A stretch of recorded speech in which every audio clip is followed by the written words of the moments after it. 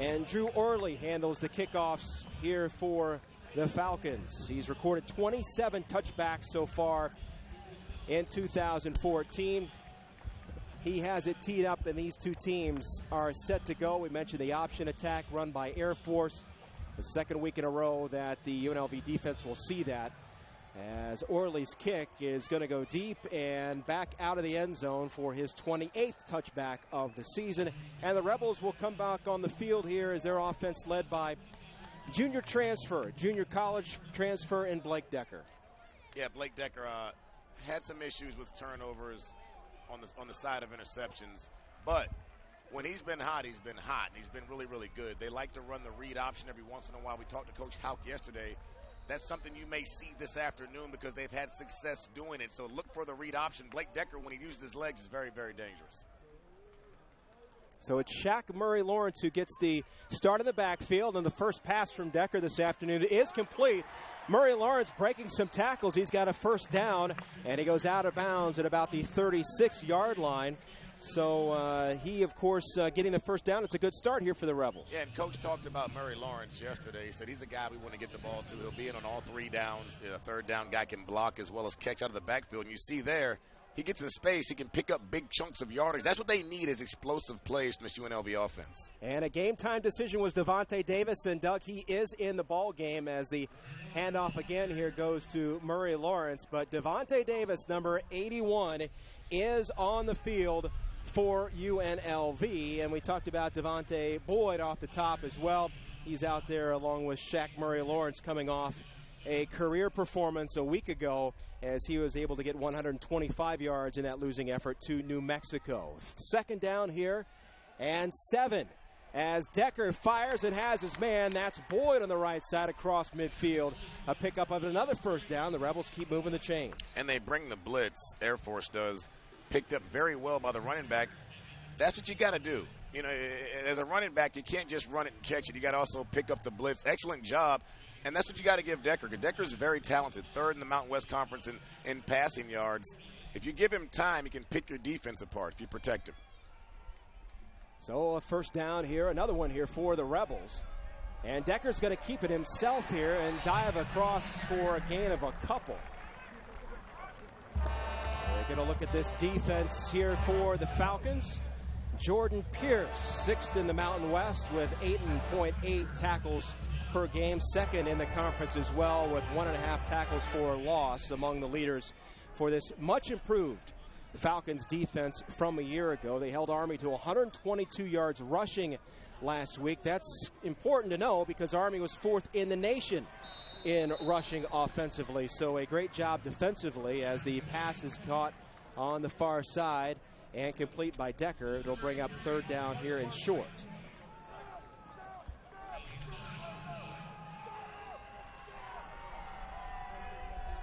Third down and 1 for UNLV. Decker, handoff to Murray-Lawrence, and he charges ahead, and he's got the first down. So he's going to be stopped at the 35-yard line, but another first down here for the Rebels as they're moving on again, as we talked about an Air Force defense that did really well a week ago. And that's big because third down has been an issue for the Rebels all season on offense.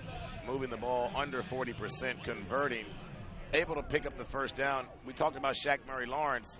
He's a guy we're going to see a lot of running and catching the ball out of the backfield. Decker downfield, throws, and out of bounds. And out of the reach of a diving Devontae Davis, who was a little slow to get up here at about the 21-yard line. And he's calling for someone to come on the field and replace him really quick as we get another look, Doug.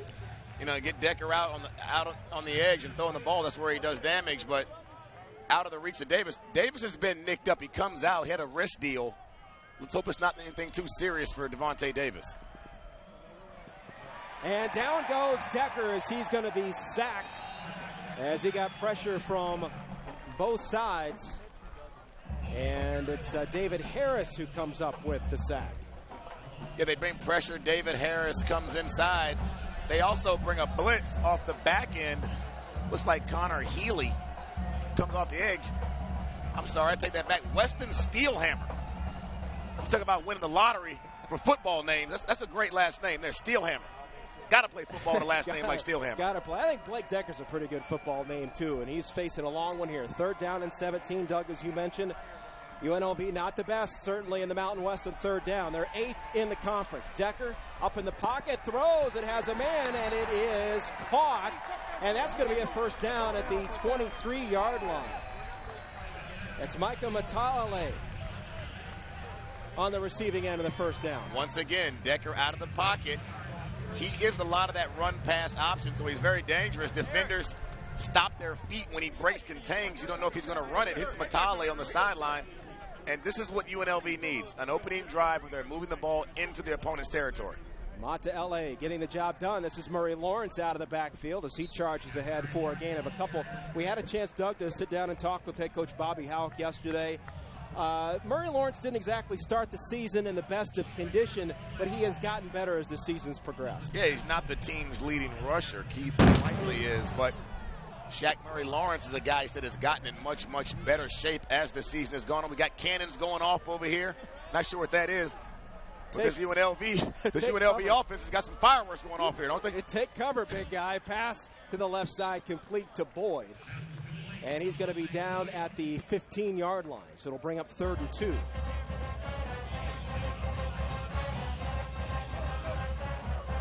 Bringing in the bigs for UNLV. Got Taylor Barnhill coming in 6'4", 240. Bringing in a little more weight to that right side of that offensive line. Let's see what they go with. Jake Phillips also out there at the tight end position. The handoff to Murray Lawrence, who goes up the middle. He's got a 1st down. And another one here as UNLV, where they're taking a lot of time on the clock, really matriculating and making no mistakes offensively. Yeah, and nothing fancy there. I like the call. You bring in heavy guys. You show a look to the right side of your offensive line. Defense thinks you're running that way. Give a little inside run. You don't need many yards. 3rd down's been an issue. But I like the play calling by Coach Houck and his staff so far on this first drive. Very efficient. Another 1st down. Rebels quick up to the line. Decker back to pass. Looking, now keeps it himself. He's going to take it into the end zone. Touchdown, Rebels. There's that cannon. And Blake Decker takes it in from 11 yards out, and UNLV draws first blood on this Air Force defense. Yeah, the cannon operator must be Nostradamus because he kicked that cannon off about 5 minutes ago before they scored a touchdown. He must have known Blake Decker was going to take it in. This is why he's so dangerous, because when he breaks contain, if you don't keep a spy on him, defensive players turn their back to Blake Decker. He'll pull it down if he sees nothing downfield, and he can hurt you. He's just like a running back with his legs. He shows you why right there.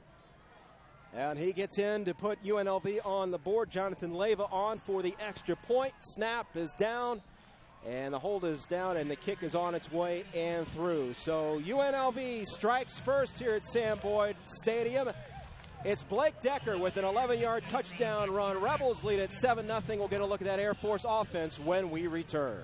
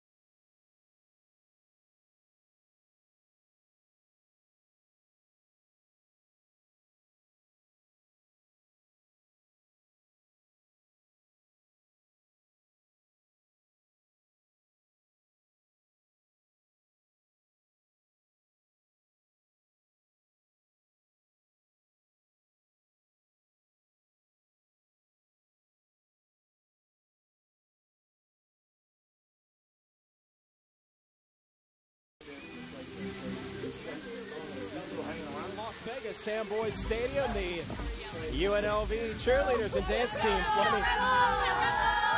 Plenty to cheer about after Blake Decker takes it to the house, 11 yards out for the touchdown. An impressive drive for the Rebels to open things up. 13 plays, 75 yards, 5:10 off the clock, and the 11-yard run from Decker. Hey, this is what they got to have. They've won 2 games this year. They got to win 4 more to get bowl eligible. They only got 4 more games left, Ray. So if I'm on this team right now, I'm like, hey, this is a must-win game. That's a great drive to have in a must-win game. They've got to finish it up for sure. John Lee and Jalen Robinette, the 2 men deep for Air Force. As Jonathan Leva has it teed up and kicks it away. And it's going to be Lee from the 12. Lee's found a hole. He's across the 35 and brought down at the 39-yard line. So an impressive return there from John Lee. And I'm very curious to watch this UNLV defense, how they adjust to this style of offense that Air Force runs, that triple option attack. It's a very hard offense to prepare for with just a week of practice. You want to play a team like this week 1 where you have an entire summer to get ready for that first game, not buried this deep in your schedule, 9 weeks, 10 weeks in, where you only have 2 or 3 days of padded practice to get ready for these offensive linemen coming off the ball, cutting underneath the legs. Let's see how this defensive line is prepared for this.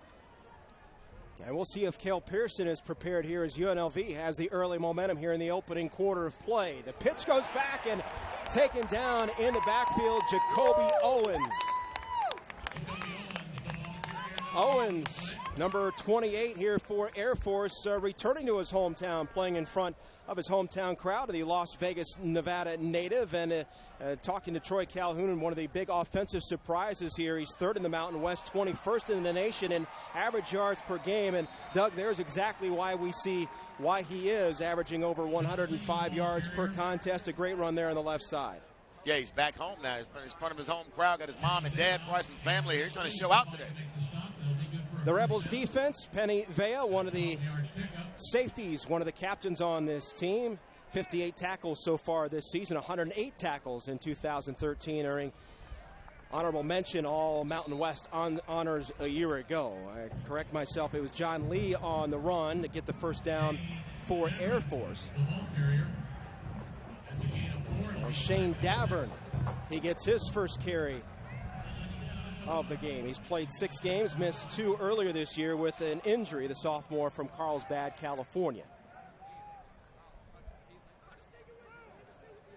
Owens in the backfield with Pearson. Pearson looking downfield, throws, and it's caught. Bobbled and grabbed there by Garrett Griffin. Mike Horsey on the coverage. And the thing is that they give you so much run action. They give you the inside run. They give you the pitch on the perimeter. So when they fake the ball to the B back or the A back, you as a defensive player, you have to honor the fake because they run it so well. Pearson will get outside, throw the ball. Great coverage by UNLV, not allowing a big chunk play right there. Well, that was one thing Bobby Houck was impressed with his defense last week, is not giving up big plays, but yet Pearson's still here on his feet. I'd say that's a pretty big play, a big first down, and he's knocked down inside the 20-yard line. And Mike Horsey, number 32 for UNLV, he had that tackle. He misses the tackle, and these are the things you can't do. You know, these guys are going to cut you. You got to make that play there. Cale Pearson gets out of the perimeter. He's brought down by Taj Hassan, but not before picking up big yardage. And here is Owens, who is met and dropped. Penny Vea coming up with the tackle there. Now you talk about textbook, Ray. This is a Ray Crawford tackle right here. Boom. Size him up, put your helmet on the ball, bring him down. That's a great tackle right there. Kids at home, that's how you tackle. Keeping those shoulders square. Eyes up, see what you hit. Boy, the one thing about this Air Force offense, they keep rotating fresh bodies in the tailback and the running back position. DJ Johnson is out there now, and he gets the handoff and around that left side for a pickup of maybe 1. And they give you so many looks. They flare everybody out. The flanker backs are split out there. You go with just a fullback in the backfield. They can run so many different looks and give you the same play out of 4 to 5 different formations.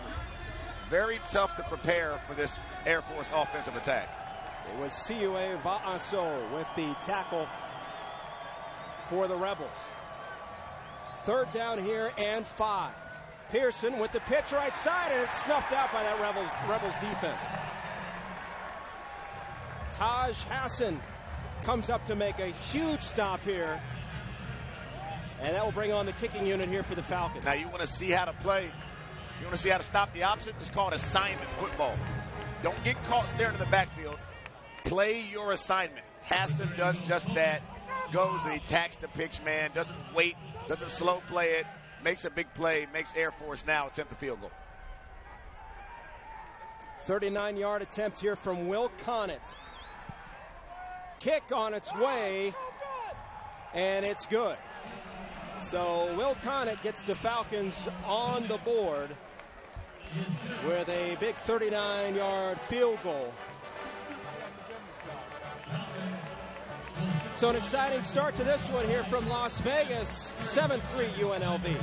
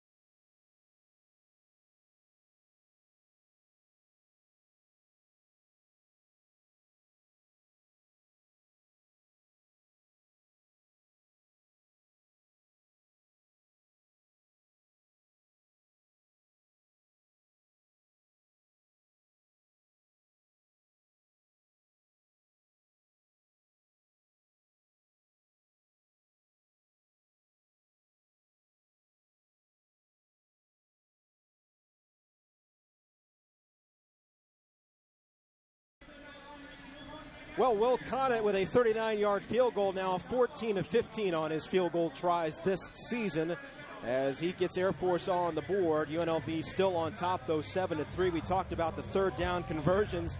UNLV was perfect on their first series, Doug. In terms of Air Force, they were able to get stopped there by the UNLV defense, but they're number 2 in the conference in that department as they kick another touchback here from Drew Orley, as UNLV's offense now and Blake Decker will try to repeat what they did in their first drive. Hey, Drew Orley's out here kicking like he's in Colorado, right?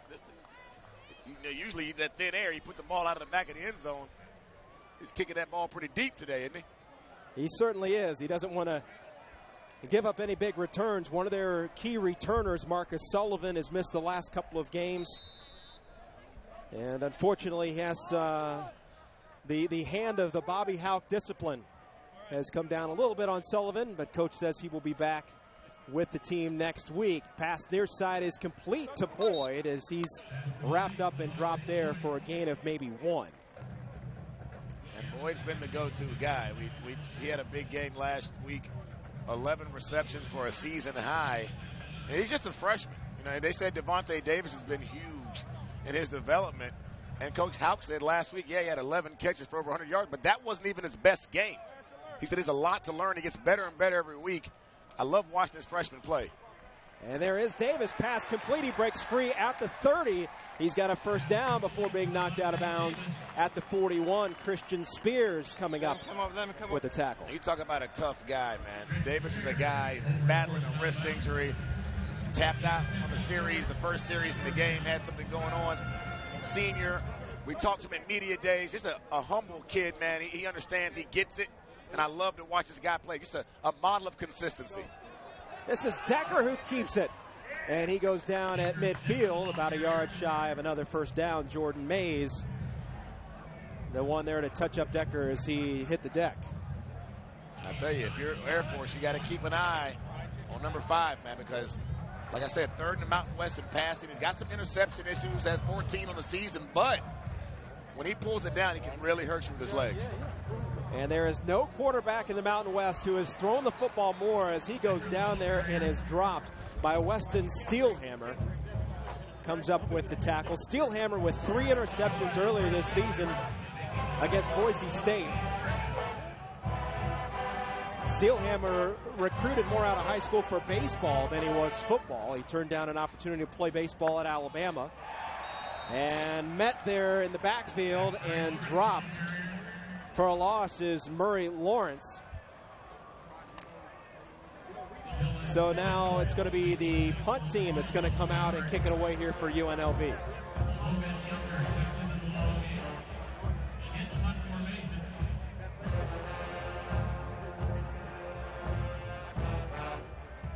Yeah, no one's back deep for Air Force. Logan Yunker set to punt it away with a 40.9 yard average. And he's going to kick it. Boy, this is going to go into the stands, Doug. This one shanked to the left side, and very uncharacteristic here for Yunker, who puts it in the first row. Yeah, you miss an opportunity there. Air Force puts nobody back deep. Go over him. You get a chance if you're UNLV to bury him deep if you get a good punt. You don't get a good one off. They've had kicking issues, but not punting issues. But apparently they do now. All right, well, Air Force will bring their offense back on the field when we return. We got a good one going here in Vegas. UNLV up 7-3.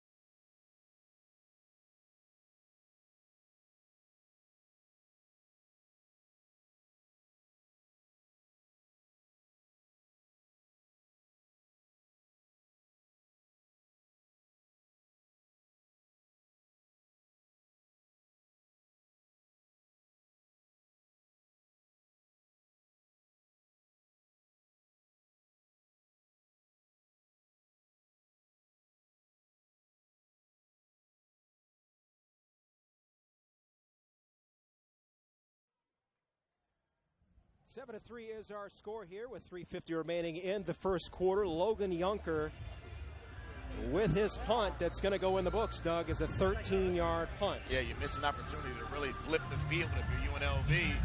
Air Force, I don't know if it was by design or by accident. They put nobody back deep, and you punt the ball. That ball almost made it up here to the booth to me and you, Ray. That was not a very good punt. They could have pinned him back deep. Instead, Air Force gets very good field position. Owens and Lee in the backfield. This is Pearson who keeps it himself, finds some room out across the 40-yard line, and finally stopped just shy of the 45. Matt Lee credited for the tackle for the Rebels as Air Force quickly looking to the sideline. They're going to go no huddle here, Doug. And they give you a little no huddle. They give you a lot of different formations. Now they're coming out in the eye. I tell you, it's tough to prepare for this with only a week of practice. Davern lined up at fullback. The handoff is, though, to Owens. Owens around the right side. He's got the first down across midfield, stopped at the 48. And we talked about Owens. Owens can tote that rock. He came in with 853 yards, 4 touchdowns, had 27 for a $118 last week versus Army. They come out and give you a little power eye, turn around and hand it to Owens in the ISO. They can run that triple option with the eggs, give it to the fullback. They can go some old school line, too. Now they're going shotgun. Mike Horsey coming up from the free safety spot as the Air Force running backs getting in that second and third level. Pearson passes, got a man, and overshoots Garrett Griffin, the intended receiver. And that's what you got to do for UNLV. You got to be patient. Mike Horsey there on the coverage. That's how they do. They lull you to sleep with the run, inside run, the outside run, give a little run action, line up in shotgun. If you're a defensive back and a linebacker, you cannot get lulled to sleep by this Air Force offense because they'll throw one over your head, pick up a big chunk of yardage. So 2nd down and 10. Pearson rolling to his left, keeping himself across the 45 and inside about the 40-yard line. Mike Horsey coming up with the tackle, and it's already been a busy afternoon for number 32 for the Rebels, coming off a career-high 14 tackle performance in that loss at home to New Mexico a week ago. And if you're a defensive back playing an Air Force offense, it's going to be a busy day for you because you're going to have to make a lot of plays. A lot is required for you. This Air Force offense, 46% on 3rd down. 3rd and 2, they are very, very efficient picking up 3rd and short, which they get themselves into very often.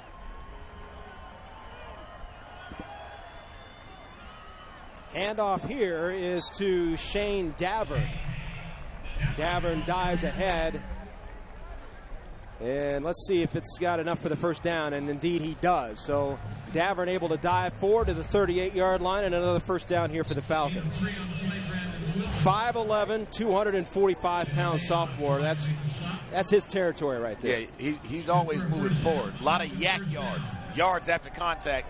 You got to get him in the backfield because if you get him once he gets going, it's hard to stop him.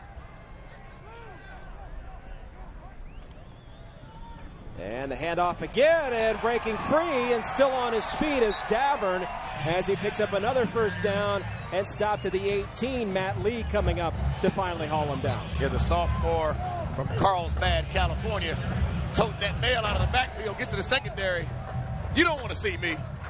Yards after contact. You love to see the big fellas move the chains like that. And Bobby Houck told us yesterday, he said if their fullback, if they get going, it's going to be a long afternoon here for this UNLV defense. 11 carries, 55 yards in that win over Army last week. This is the pitch, left side here, and out of bounds, but just shy of the 1st down marker here. And I tell you, they give you that inside look to Davern. They just like that. They're on the perimeter. Get you out there in space. Make it look easy. And diving ahead here. And that's going to be DJ Johnson. So again, another name to remember here this afternoon for the Falcons as they continue to rotate that running back position. And these backs are big. Johnson's 227. And Johnson will finish it off and take it to the end zone. And just like that, the Falcons have taken the lead. You know, we talked about Cale Pearson's arm coming into the game, but they show you what they do. Old school, old-fashioned Air Force, fishing the berry. Coach Calhoun, it don't matter. That's what they do with Air Force. They run it down your throat. Johnson, a young man from Rootfield, Georgia. 5'9", 227, takes it in for the score. The big guy, he rumbles in 227 pounds. And again, 2 fullbacks. Key for Air Force on this drive. The extra point from Will Connett is good. And just like that, the Falcons on top, 10-7. And not a single yard through the air on that drive. As we get another look here, Doug. And I tell you, Coach Houck said if we don't stop that inside fullback run, we're in trouble. That's what we cannot give them. If Air Force is allowed to get that inside A gap, B gap, inside fullback give, we are in trouble. They stopped it early, did not stop it on that drive.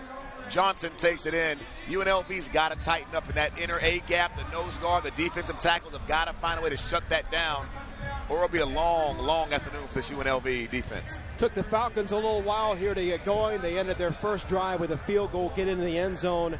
They're in their second opportunity, successfully getting 6 points out of that drive. And this is a team that ranks 11th in the nation in rushing. And again, just to illustrate that point, successful touchdown drive with no yards through the air.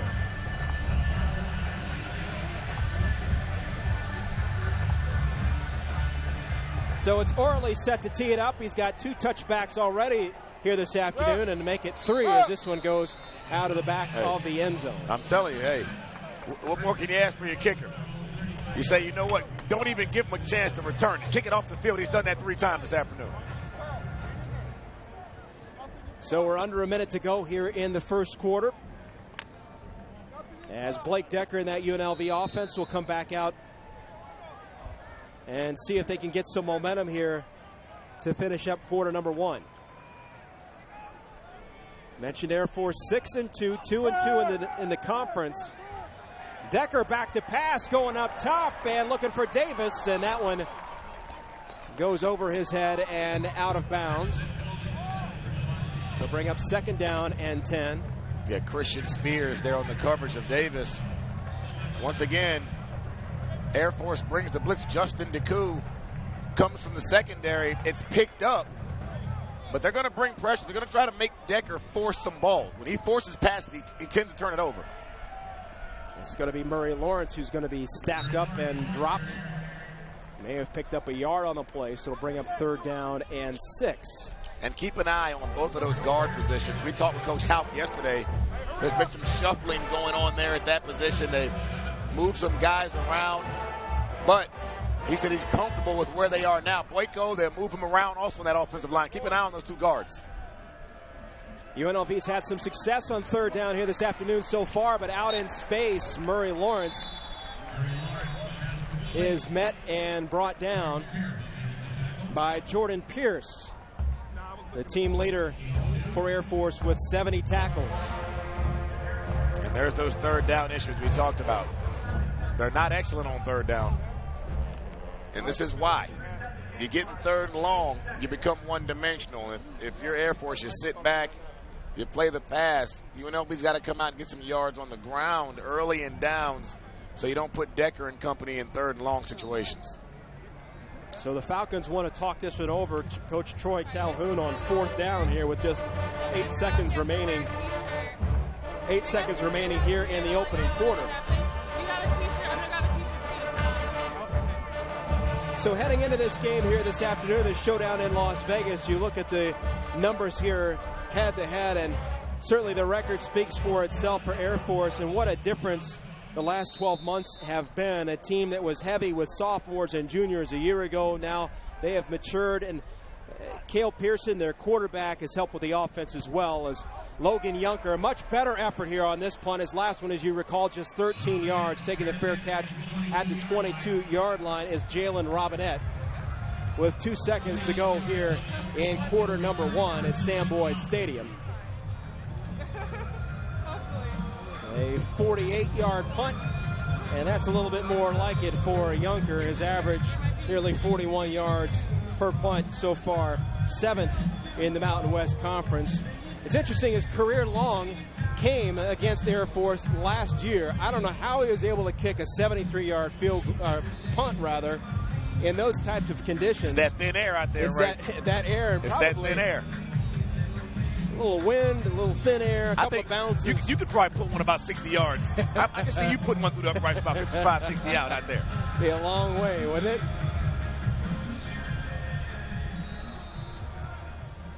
So Pearson set to go under center. Around the left side, pitch back, that's John Lee, and he is tripped up and goes out of bounds, a gain of about 5, and that will bring quarter number one to a close. This one back and forth so far. UNLV scoring on their opening drive, an 11-yard run from quarterback Blake Decker, as the Rebels had an early 7-0 lead. Air Force, they got a field goal and a touchdown and have a lead after one, 10-7 here in Las Vegas.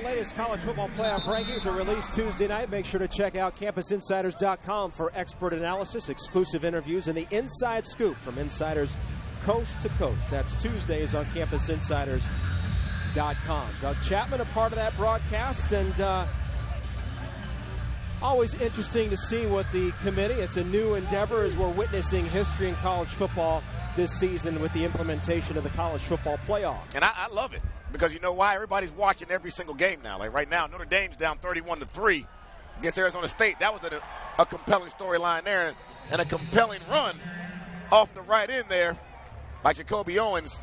I tell you, he gets hot, he might have another 100-yard day. Well, Owens so far this season, 4 touchdowns, 876 yards this year, averages 5 yards a carry.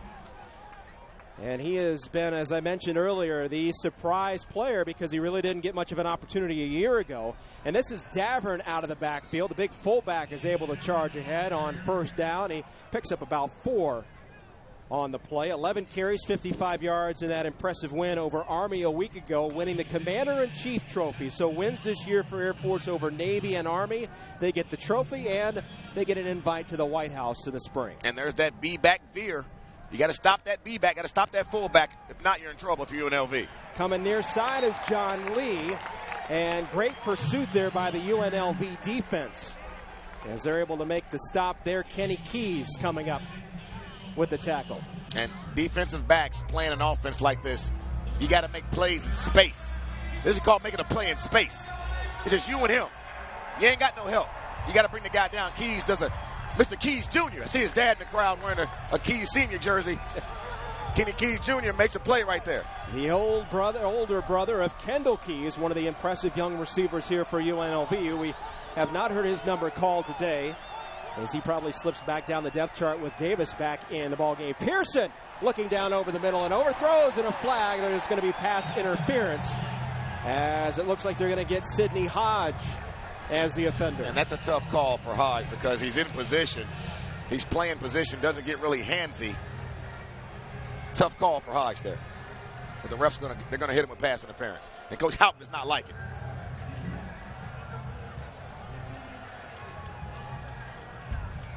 You got Coach Houck out there on the field. He doesn't like it at all. And you're playing your position. It's called playing your technique. And Sidney Hodge he's just playing. You know what it is? He doesn't look back for the football. If that head turns back and finds the ball, the referees don't throw a flag. But they see a little face guarding, and you're not playing the ball, you're playing the man. They're going to throw a flag on that.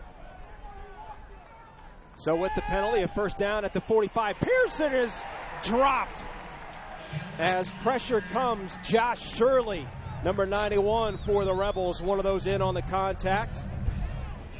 Third most career sacks among active players in college football. And that's only the 8th sack on the season that Air Force has given up. They don't give up a lot, coming in with 7. UNLV sees pass, they recognize pass. Not very often on first down, Air Force goes for that. As Air Force is the best in the Mountain West this year and when it comes to protecting the quarterback. Devin rushing there on the rush, tackled by Matt Lee. Rushing coming into this game, the 5'10", 180-pound junior from DeSoto, Texas, third of the team with 192 yards on the ground this year and 2 trips to the end zone. I mean, how many guys has Air Force got on scholarship? I mean, how many guys will carry the ball today, Ray? They just keep shuffling these tailbacks in, man. These guys, fresh legs coming in. It's got to be tough on your defense if you're UNLV. And if they keep running this no huddle, it's going to keep that UNLV defense on the field even longer. Pearson is going to keep it himself across the 45 and dropped at the 42-yard line, or rather the 37. Kenny Keys coming up for another stop.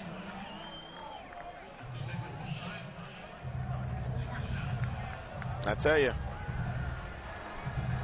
Pearson, man, he can hurt you running, he can hurt you throwing the football, but you watch this clock steady ticking. Long drive. Look at the defensive lineman for UNLV, hands on hips. Those guys are tired, man. It's tough out there. And the pitch goes to Owens around the left side. He's got the first down as Keys comes up with the tackle for the Rebels, but not before Owens is able to pick up another Falcons first down. And I want you guys to watch the play in the trenches. Watch the offensive line for Air Force versus that defensive line for UNLV come off that ball. Watch that fight going on down there. Inside handoff, and they're able to close things off there. Davern dropped at the line of scrimmage by Brandon Willis. And Willis wins that fight right there at the point of attack. The 6'2", 300-pounder. You got to hold your ground down there. He's a senior. There's not many seniors on either side of this ball for UNLV. They're a younger football team. They've got some seniors.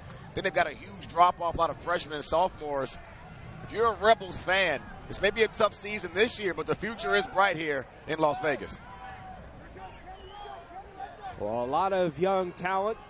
And Blake Decker, that junior college transfer, will have another year, of course, as he tries to learn more of that read option that Bobby Hauck wants to try to utilize a little bit more, as Pearson able to successfully keep it himself and stopped at the 26-yard line. And here's the hard thing defending this Air Force offense. It's 3rd and 4. They can do so much, give you so much formation. They can throw it now. We've seen what Pierce can do with his arm, and they can run it so well. It's very tough to stop them on 3rd and short.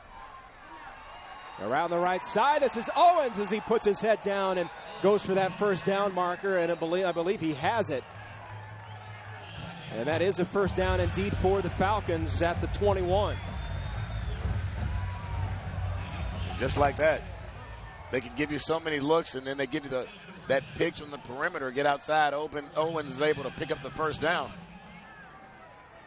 And charging ahead here is DJ Johnson.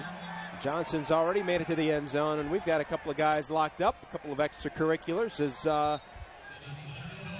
Air Force got pushed around a year ago. They did. And Coach said that this team plays now. The difference between them, we asked, what's the difference between Air Force last year and this year besides the record, as we've got an injured player, an injured Rebel being attended to down on the field. And Coach Calhoun just said, the guys play with a chip on their shoulder. They're a little edgy this year, Well, as the trainers take a look at the injured Rebel, we will step away here for a moment. Air Force with a 10-7 lead as we approach 10 minutes to go here in the second quarter from Las Vegas. Falcons on top.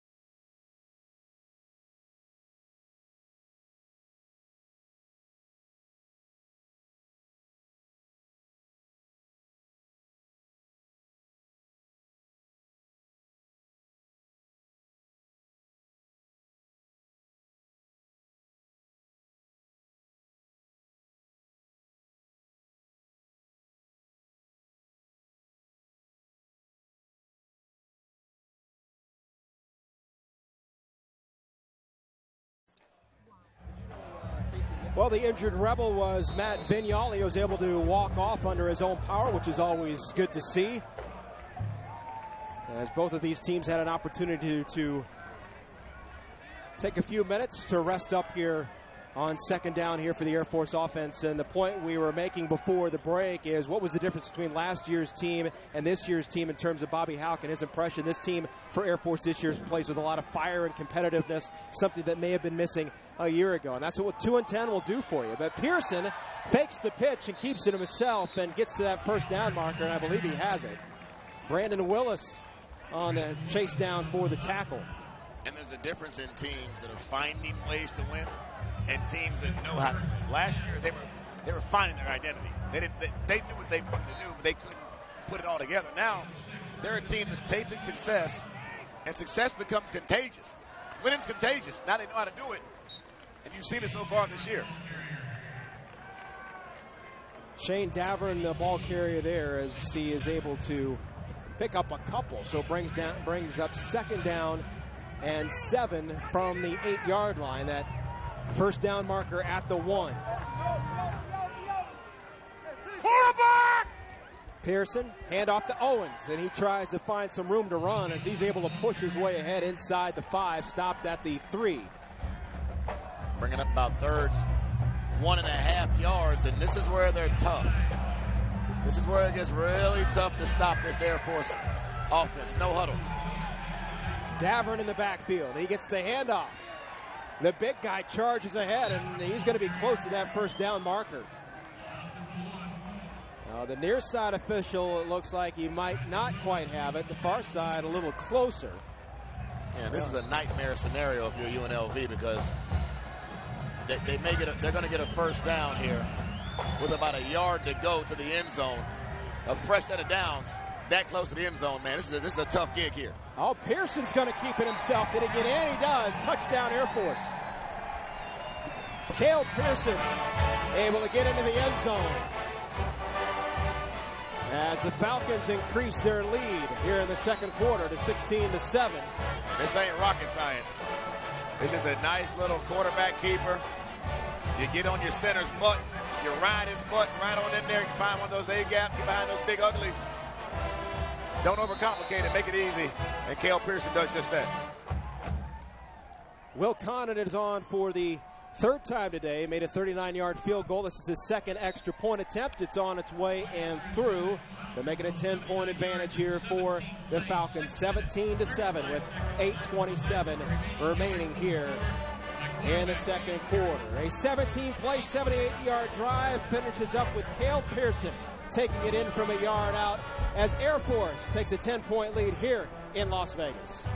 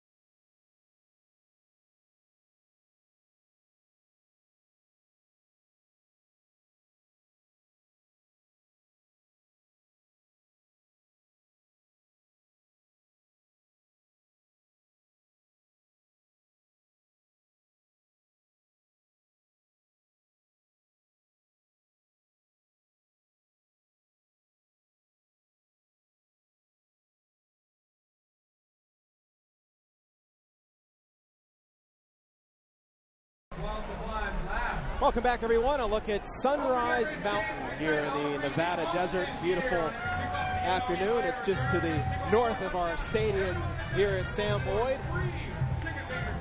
And picture-perfect afternoon for college football. Glad to have you with us here on the Mountain West Network, powered by Campus Insiders. And a look at the Battleborn sticker. It's a tradition started in 2010 by head coach Bobby Houck here at UNLV, the 36th state to enter the Union, which appears in the state flag as Battleborn, reflecting the state's entry into the Union side during the American Civil War. And George Nafahu on the return here as he bounces off one tackler, but stretches it to the right side and is finally dropped at the 26. Said, you know what, we're tired of kicking this thing out the back of the end zone. Let's try a little sky kick action here for Air Force. Now Fahu, a 6', 215-pound junior on the return.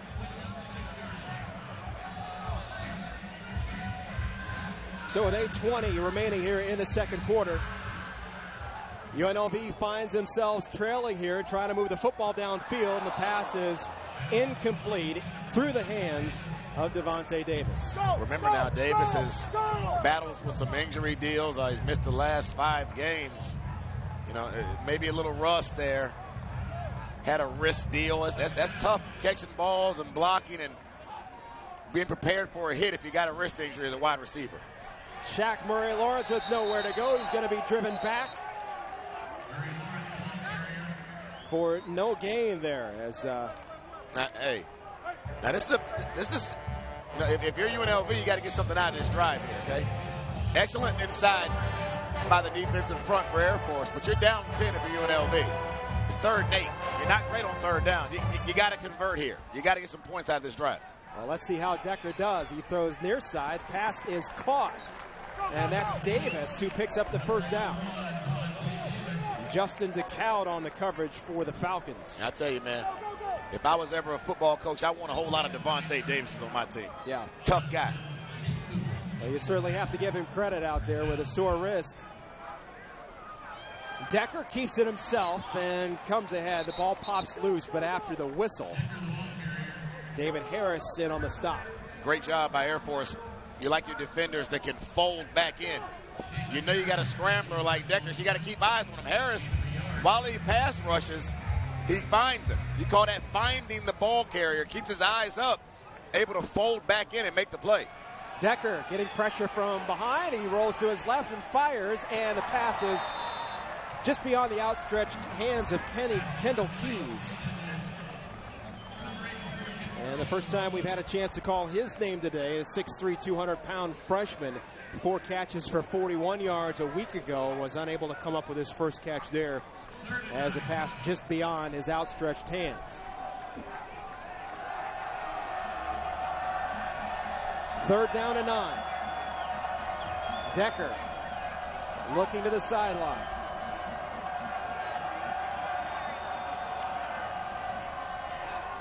Pass downfield is caught. Another first down and out of bounds to stop the clock. That's Devontae Boyd with the big play. There he goes. There's Mr. Boyd. I tell you, Coach Haupt, when you say Devontae Boyd's name, his eyes just light up talking about this freshman. Just the maturation process between spring, fall camp, and as this season is going on, a lot of times you see freshmen hit a wall. Not this young man. He's just gotten better and better every week. So Murray-Lawrence tries to run up the middle and nowhere to go as he is stopped, but picks up a couple. 2nd down and 8. Clock moving, 6.5 to go here in the second quarter. Decker looking over the middle, has a man, and it is incomplete off the hands of Mataele. And Justin DeCoud for Air Force, number 13, was there. My old coach in the Minnesota Vikings used to call those hospital balls. You know why? Because you catch that, you might wake up in the hospital. You're hurt. You take a big shot. Luckily, nobody was hit on that play. Decker now on 3rd down and 8. Murray-Lawrence in motion to the far left side. Decker looking near side, feels the heat, but pass is complete and out of bounds, and it's going to be Taylor Barnhill. Jordan Pierce knocks him out of bounds. Yeah, Jordan Pierce, team's leading tackler, has got 12 tackles for loss. He comes in on the blitz. Got 4 sacks on the year. Was trying to get his 5th one there, and he lays Decker out. Decker slow getting off the rug. Jordan Pierce bringing it.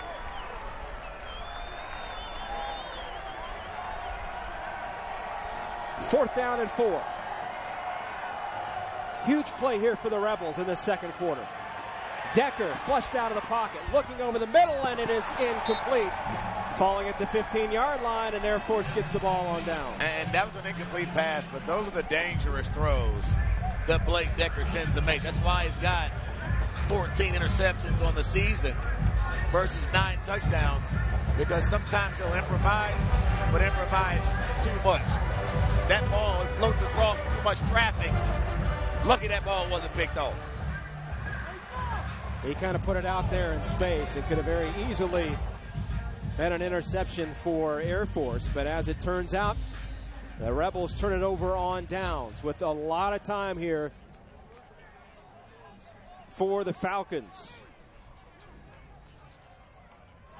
One of the better teams in terms of time of possession in the Mountain West, as you would suspect, as much as they run the football. And this is Owens around the right side, and he picks up about 5 on the play. The 34-yard line is where they're going to spot it. He's 2nd down and 6. Clock moving with 5:40 remaining here in the second quarter. Pitch coming near side. That's Lee. And he spun around and dropped. And that's an excellent job, excellent pursuit by the Rebels defense. It's not about just knowing your assignment.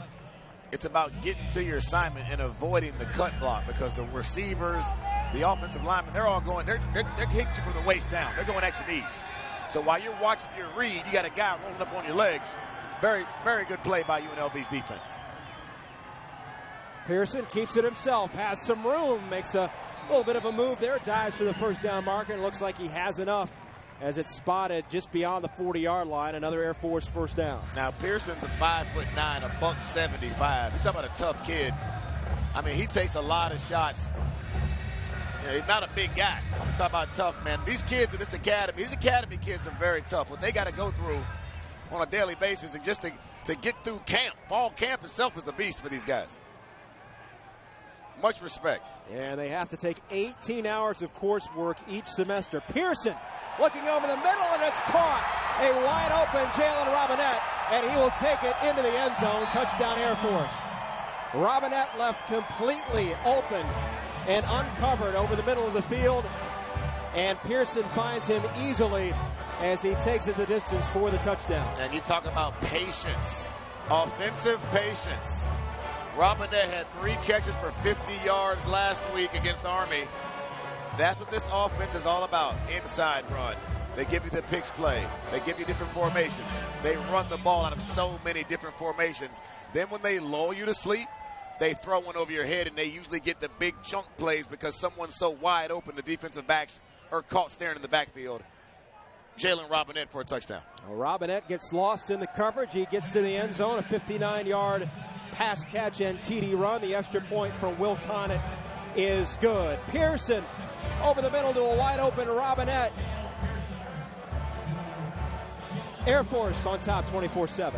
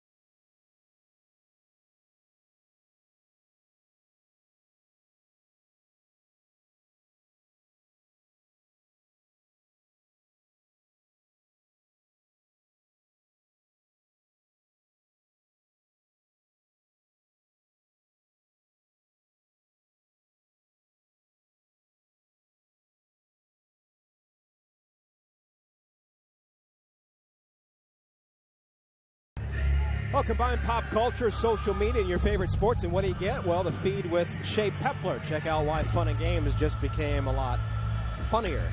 Only on Tuesdays at CampusInsiders.com. Shea Pepler on assignment in Austin, witnessing Texas football in person this week. I told Shea to bring back some ribs for me. Bring back some ribs, traveling back. Ain't nothing better than some Texas barbecue, Ray Crawford. We had, I'll tell you what, if you want some fine dining, Las Vegas certainly no shortage of great places. Yeah, whatever you want, they got it. Smorgasbord out here. You tried to eat half the city last night. I did. Buffet stands for 3 plates in my dictionary, right? Buffet right. I walked right into that one. And doesn't gain a pound. You should see him up here, guys. Oh, jeez. I don't know about that. Looking real svelte. So set to tee it up is Drew Orley. The Rebels able to bring one back the last time. Let's see, 2 feet into the end zone is Keith Whiteley, and he's going to bring it out across the 20. Has some blocks at the 25, tries to make a move at the 30, still on his feet. So Whiteley is going to bring back this kickoff to the 35-yard line. And you see what? This is what can happen when you got a guy back there that can do something with it. Whiteley, isn't having a huge year out of the backfield toting the rock, but wherever you can help your squad, you get a running back out there in space. Once he catches that bad boy, he turns into a running back, picking and choosing his holes, gives his offense good field position at the 35-yard line. Doug, what do you need to see from the Rebels here? What could potentially be their final offensive possession here of the half? What I'm seeing is, what I want to see is what they just did right there. You come out and you get a nice chunk of yardage on first down. You pick up 5, 6, 7 yards on first down. Give yourself something manageable for Decker so you don't back him up making forced throws.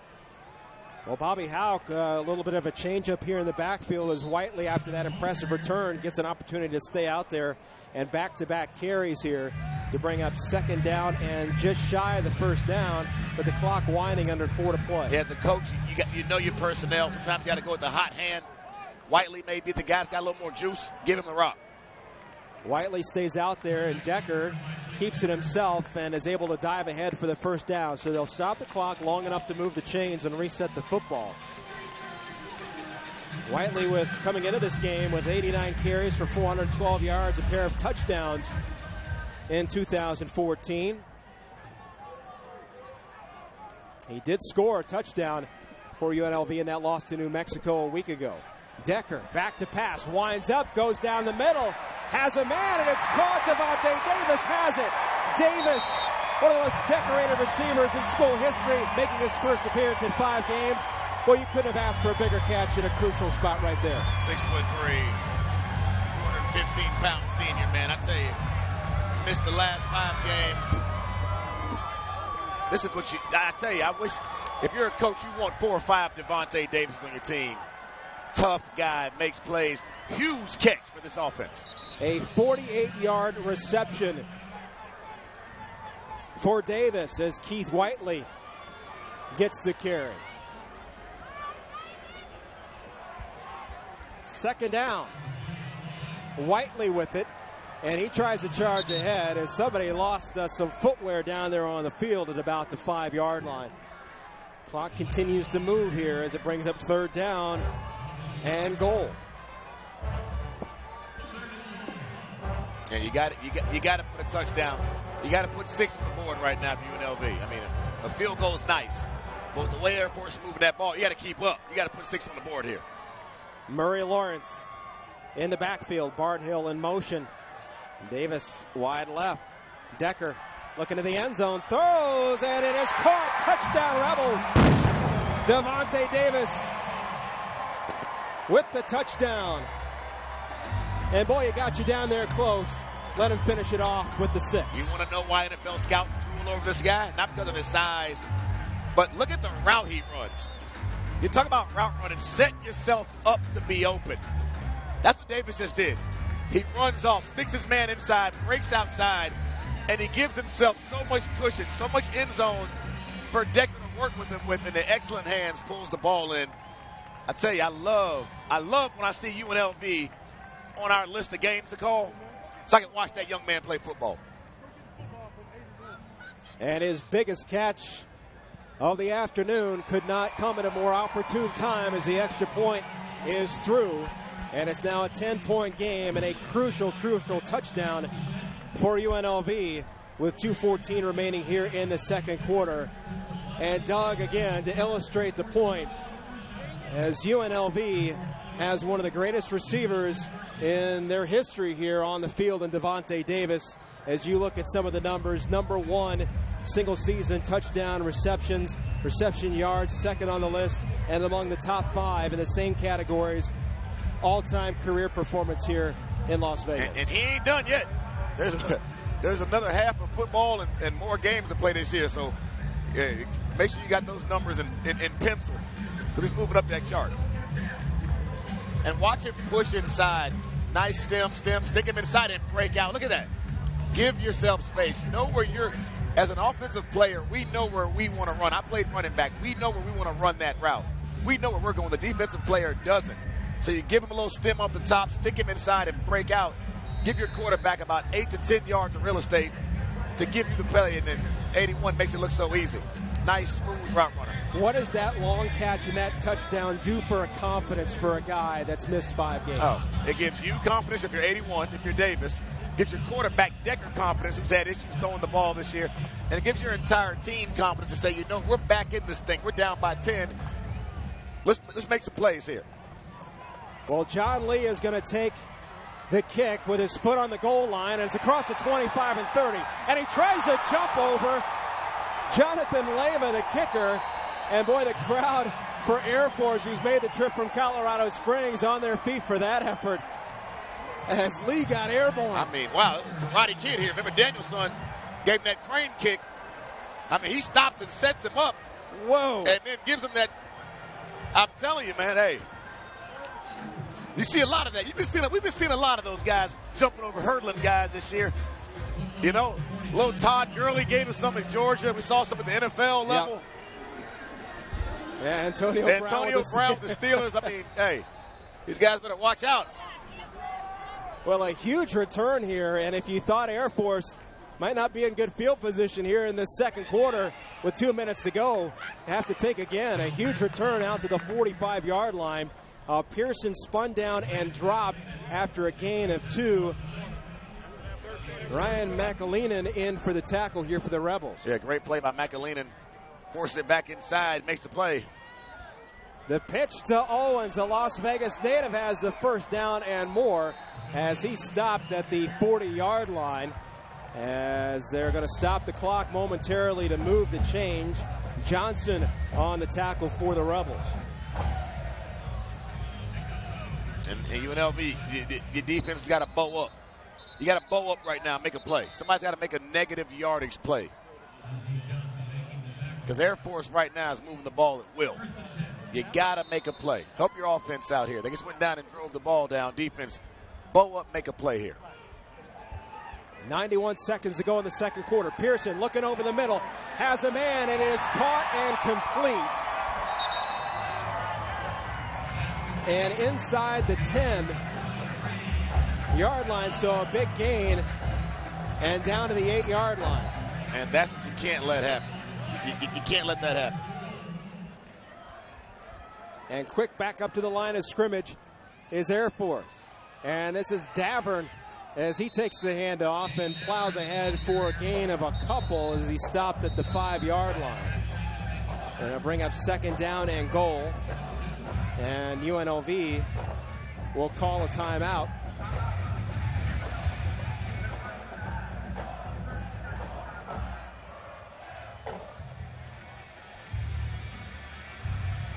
Boy, you could make an argument here that this defensive stand here for UNLV is almost as crucial as the touchdown by Davis and what they were able to do with the offense. It's huge, but it shows you the flip and the moods, the morale of the team here. You go that big high for Davis and that big catch and the big touchdown catch, and now you're back down here. Your defense has got their back against the goal line, and Air Force has driven the ball right back down your throat. So it's a big emotional high, and now you're back at emotional low. So now you get a break here. Your defense is tired. These guys have been on the field for a long time this afternoon, especially your defensive linemen. They've been getting cut. That offensive line for Air Force has been coming off the ball. Right now for UNLV, somebody's got to make a play. I remember back in my playing days, this is one of those times you're in the huddle, you said, hey, man, hey, somebody got to make a play here, okay? We need somebody. Somebody step up. Let's see who's going to step up. Well, certainly Troy Calhoun wants to make sure they get things, don't want to take anything for granted here on 2nd down and goal for the 5-yard line. 1:08 to go. They want to make sure everything is all set here offensively. As a big fullback, Davern, along with Owens, lined up behind Pearson. Owens with it as he charges ahead. The pile trying to move, but he's going to be stopped. But he does get closer to that end zone down at the 1-yard line as the clock stops and a timeout on the field. And you know what? I want to see some penetration. I want to see some red jerseys in the backfield of Air Force. They got to stop the run before the run gets to the line of scrimmage. They're allowing the backs to get to their second level way too much this afternoon. Right now, you need some negative yardage plays. You got to get in the backfield.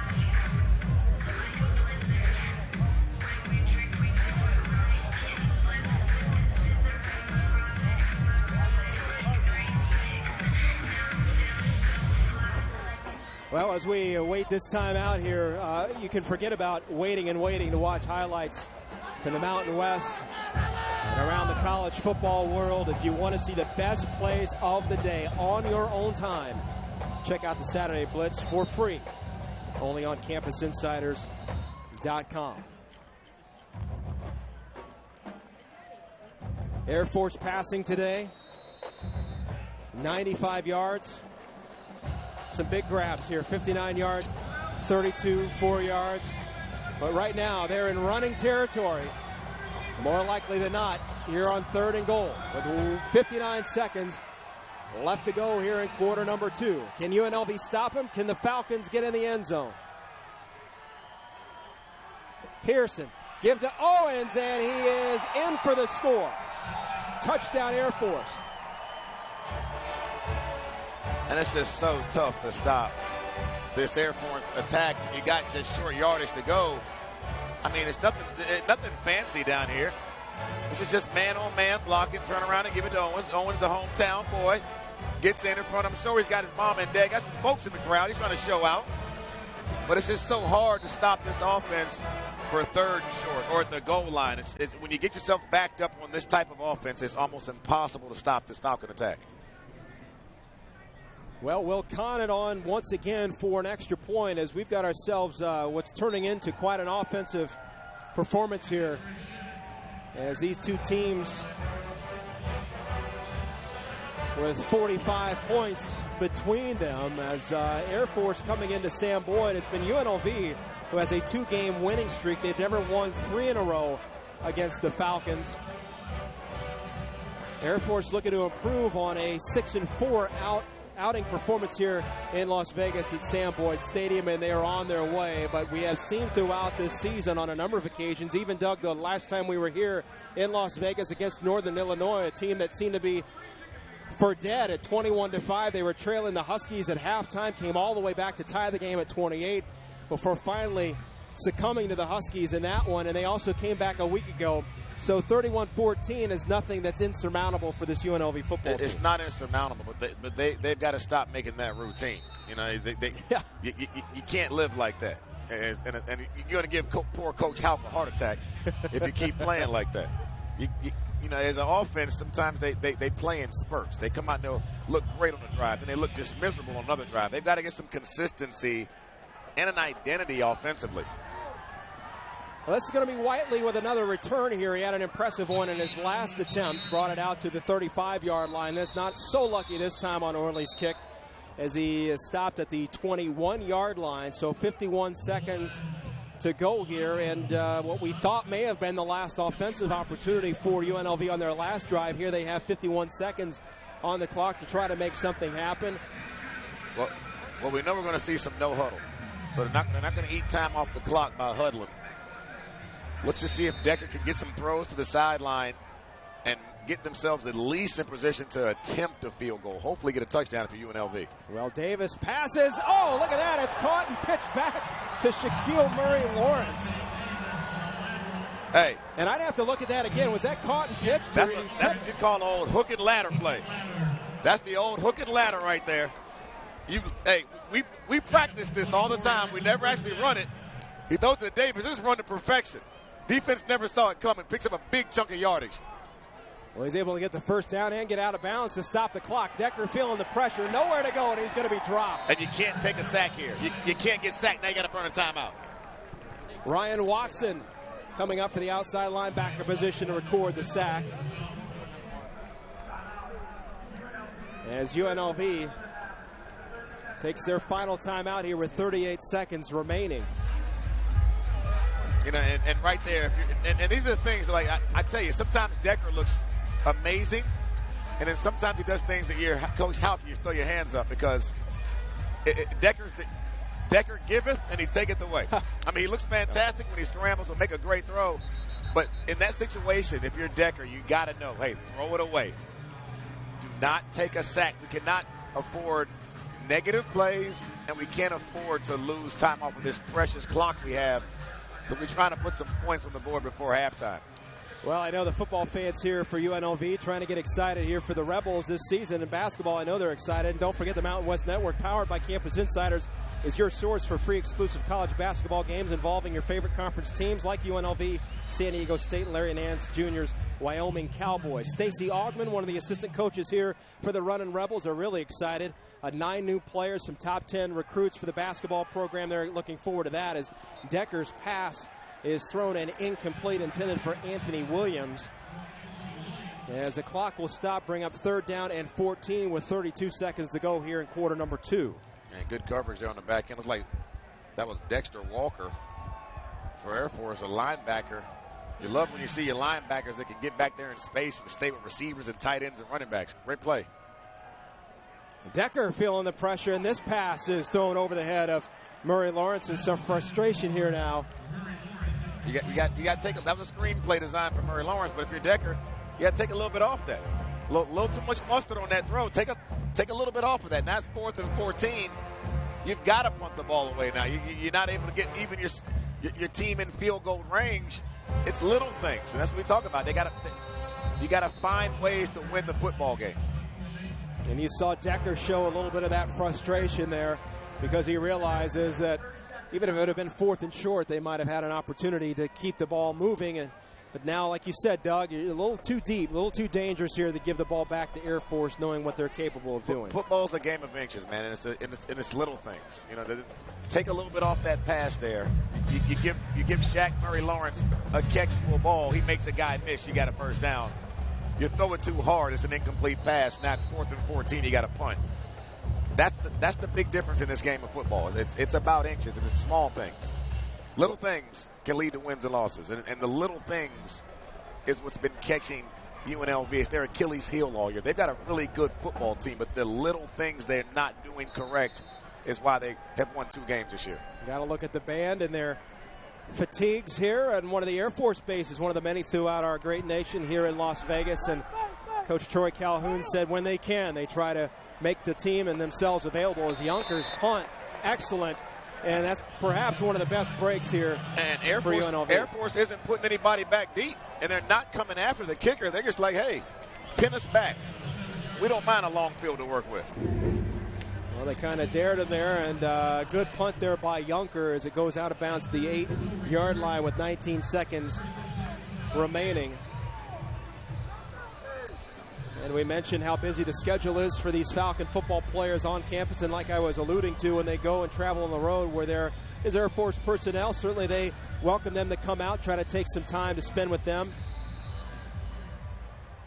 honoring their service and their appreciation. It's when you play for a service academy, it's certainly a brotherhood and sisterhood within our armed forces. And Cale Pearson will settle to take a knee there. And the Falcons and head coach Troy Calhoun comfortable with letting the clock run out here with a 31-14 lead here to end quarter number 2 of the first half. Because they know what works. They found out what works against this UNLV defense. Now, if you're UNLV, you got to find out how to stop what they're doing offensively. And offensively, you got to figure something out to put something together, because you can't go out and have a nice drive, then sputter 3 drives in a row. You got to come out, establish something on offense, get some tempo going, and find a way to move this football for your UNLV. Well, the Rebels opened the game with a scoring drive and took a 7-0 lead, but now they find themselves here at halftime, trailing 31-14. Devontae Davis making his first return after missing 5 games. Jalen Robinette on the receiving end of a touchdown as well. Air Force on top at the half, 31-14. Back with more from Las Vegas.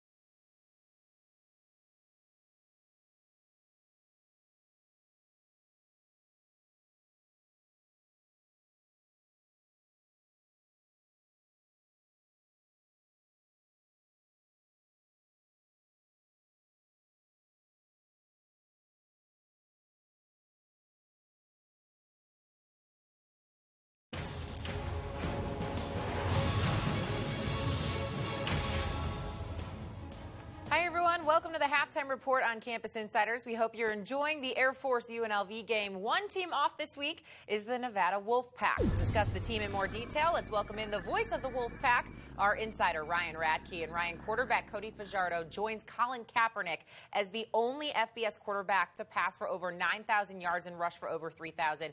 Do you think Fajardo has the ability to thrive now at the next level? You know, Shay, I think he does. I think what you've seen from Cody in his 4 years as a starter at Nevada is he's just gotten better every single year. You talk to scouts, you hear about maybe a late 3rd, 4th, or 5th round draft pick. But I think he's a guy that's going to end up playing on Sundays. Maybe not a starter right away, might have to sit for a while and learn. But I think he's definitely a guy that can play at the next level. Yeah, something Colin had to do as well. Looking at the team as a whole now, Ryan, Nevada on a 3-game win streak, but 2 of their last 3 are on the road. What needs to happen for the Wolfpack to stay in the driver's seat in the West Division? You know, I think 2 things, Shay, and starting on offensively, I think it's the continued improvement of Nevada's run game. When you look at the beginning of the season, you could say that Nevada's offensive line was really a liability at times. There's 3 redshirt freshmen that are seeing significant time there. They've gotten better as the season has gone along, and they've done a much better job opening holes for the running backs. At the same time, those backs, Don Jackson and James Butler, they're running harder than they were earlier in the season. The success of the run game has opened things up so much on the offensive side of the ball for offensive coordinator Nick Rolovich. Defensively, it's funny. We talk about Nevada's improved defense, and you look at it, statistically, it doesn't really stack up except for one area, turnovers. This team has been fabulous getting the ball away. Second in the Mountain West in turnovers created. Top 10 in the country in turnover margin. They continue to turn people over the way they have all season long. I think they're going to be in good shape. Yeah, well, with that being said, Ryan, since Nevada has become bowl eligible, have the stakes been raised inside the locker room? You know, it's funny, Shay, for a team that went 4-8 a year ago after going to bowl games in 8 consecutive seasons, you think they'd be really excited about being bowl eligible? And I asked Brian Polian about it after last week's game. He said it's not something the team has talked about a lot. We talked to the players about it yesterday, and while they'll admit it's nice to have that checked off their list, they have much bigger goals. They realize now they have a chance to play in the Mountain West Championship game, win a Mountain West title, maybe win 9 or 10 games this season. I think they're focused on much bigger goals than just having that bowl game in their back pocket. Interesting. Ryan Radke, our Nevada insider. Thanks so much for joining us. Thanks, Shay. Appreciate it. And coming up tonight, the two teams you're watching on the football field will match up in women's volleyball. UNLV at Air Force at 7 p.m. Central, exclusively right here on the Mountain West Network, powered by Campus Insiders.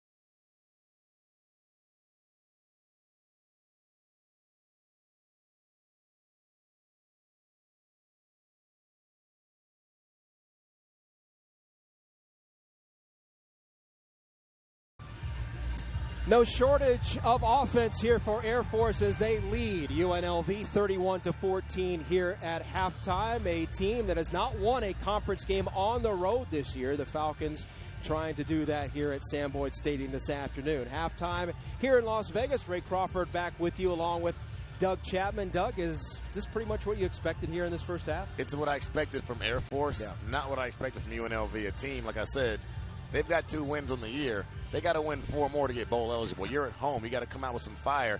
They showed some big playability, but they haven't been consistent, and defensively they cannot stop this Air Force rushing attack. So I'm looking for UNLV to step up second half, try to slow down Air Force, but Air Force has had their way with them on offense. We're surrounded by mountains here in Nevada, and they're going to have to climb one of those mountains here in the second half. Let's show you the first half highlights, though, and things started out well for UNLV. Blake Decker with the 11-yard TD. Yeah, this is what he can do. He's a dual-threat guy. He can pull it down when all else fails. Number 5's got great legs. Not great-looking legs, but great working legs. He can run it as well. But this is what Air Force does. Johnson, the big fullback, that inside run, you got to stop it. This ain't rocket science. Cale Perry comes on in. It makes it look easy. Quarterback give. Then Cale Perry can drop back and throw it. Finds Robinette for the TD, wide open. Nobody touches and puts a hand on him. Makes it look very, very simple. But back comes UNLV.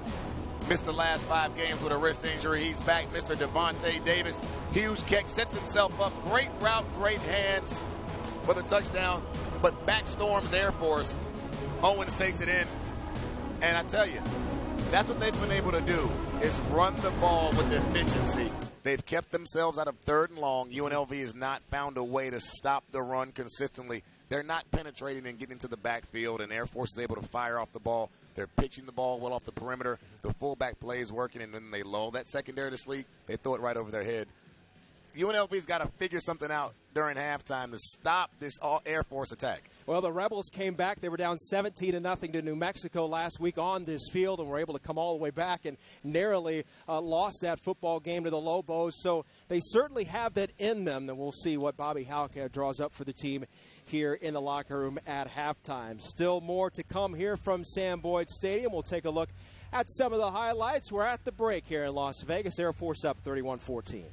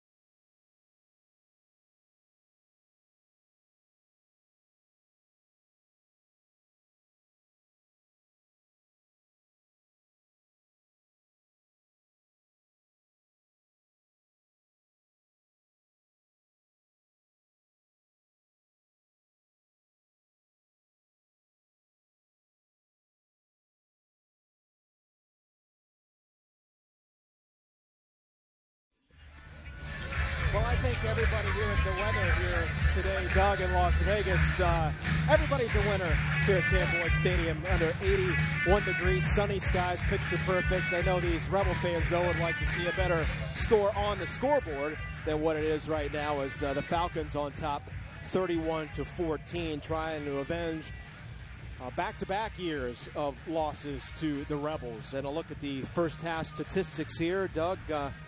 Certainly the passing numbers for UNLV and in their favor, but running the football has been the Falcons' forte, and they're doing it well this afternoon. And very efficient on 3rd down.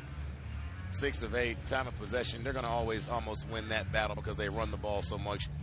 You expect to see 193 yards rushing from an Air Force team maybe in the 3rd quarter. Not by halftime. They're on their way to getting about 400 yards rushing. UNLV's got to find a way. It's not about keeping up with the Air Force and keeping up with them with the rushing attack. It's being efficient running the ball, get more balance. 190 passing versus 43 rushing. You got to up that rushing attack, and that means more runs on 1st down, more efficient runs on 1st down. Let's see if they come out of halftime and they go more read option. You know, they've had success this season doing it. Coach Houck likes when Decker does it. He wants to make sure he reads the right thing on the read option. Let's see if him and Shaq Murray-Lawrence are able to do something and get that ground attack going to keep first that Air Force offense on the sideline, and second, move the chains and get themselves some drives together. Had a chance to talk with the coaches this week, and I asked each of them how important it was to win that Commander-in-Chief trophy. They said it's the #1 goal in their program. They beat Army for their 6th win. They become bowl eligible, but as we get back into conference play, look right where they're at, Doug. Here are the Falcons, a team that went 0-8 in the Mountain West a year ago. And Colorado State certainly appears to be running away with it right now, but there's a lot of football left to be played, and the Falcons can certainly make that climb. You talk about Coach of the Year awards. They better look at Coach Calhoun with what he's done here with this Air Force team. Turning around. They beat Boise State this year. They lost to Utah State, but they got a showdown with Colorado State the last week of the season. I'm telling you, keep an eye on Air Force this year. Meanwhile, out west, in the Mountain West, the West Division, in UNLV, a team that went 7-6 a year ago, got to the bowl game, lost in the Heart of Dallas Bowl, and you see their position there. And there's certainly been better years here for UNLV, but as I was talking to Taylor Byrne, one of our insiders, on-campus insiders, our UNLV insider, he said that, Bobby Hauck's kind of unfortunately used to this and trying to maintain a positive attitude. Nevada on top of the division, followed by San Diego State, San Jose State there, Fresno State, and Hawaii all ahead of the Rebels. Well, UNLV trying to climb out of this 31-14 hole that they face here at home against the Falcons. Air Force looking for their first road victory in conference play this season, and they're on their way. Back with more after this.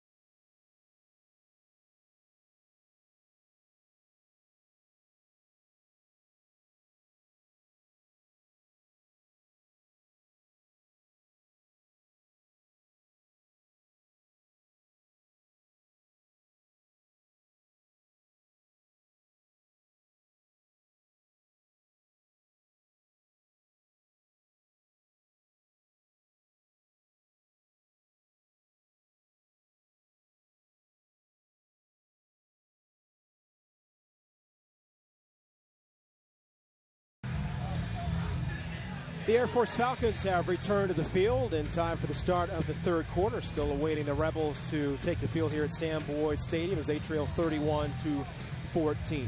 Military Appreciation Day here at Sam Boyd Stadium, and fans receiving the camo hats to the first 2,500 in attendance here in Las Vegas for this one today.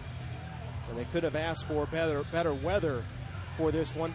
Of course, Rebels fans looking for a little bit of a better result to make it even more sunny in terms of their schedule and the record with just the 2 wins. And as Doug mentioned, they've got to win out if they want to make their second straight bowl appearance.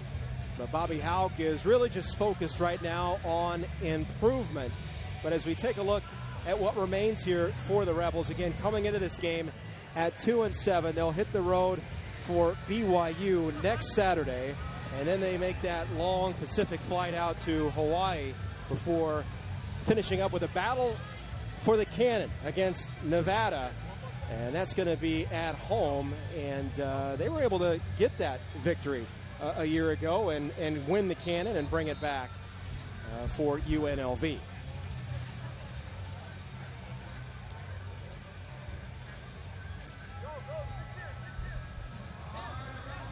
And Air Force, as we mentioned, on a collision course with Colorado State. And Doug, depending on how things happen, that could potentially be for the division title.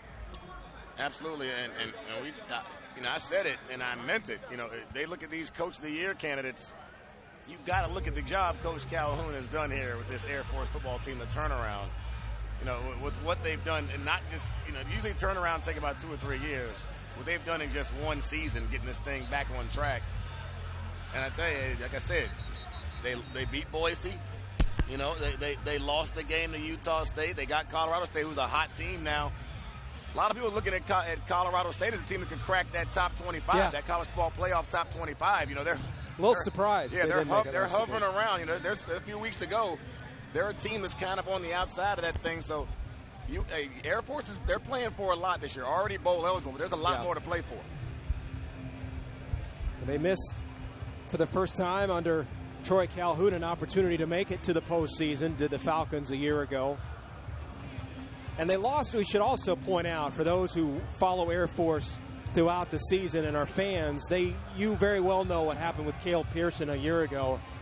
Left the game, the first game in the second quarter with an ACL injury, was gone for the remainder of the season. Nate Romine, a young man who had to come in as a freshman to quarterback. They had 4 different starting quarterbacks a year ago. How about this for your first start as a quarterback for Nate Romine? Happened against Notre Dame. Yeah. That's not an easy task. No. Fresh out the gate. That ain't what you want. You talk about having to grow up and mature real quick in 4 quarters of play, for certain.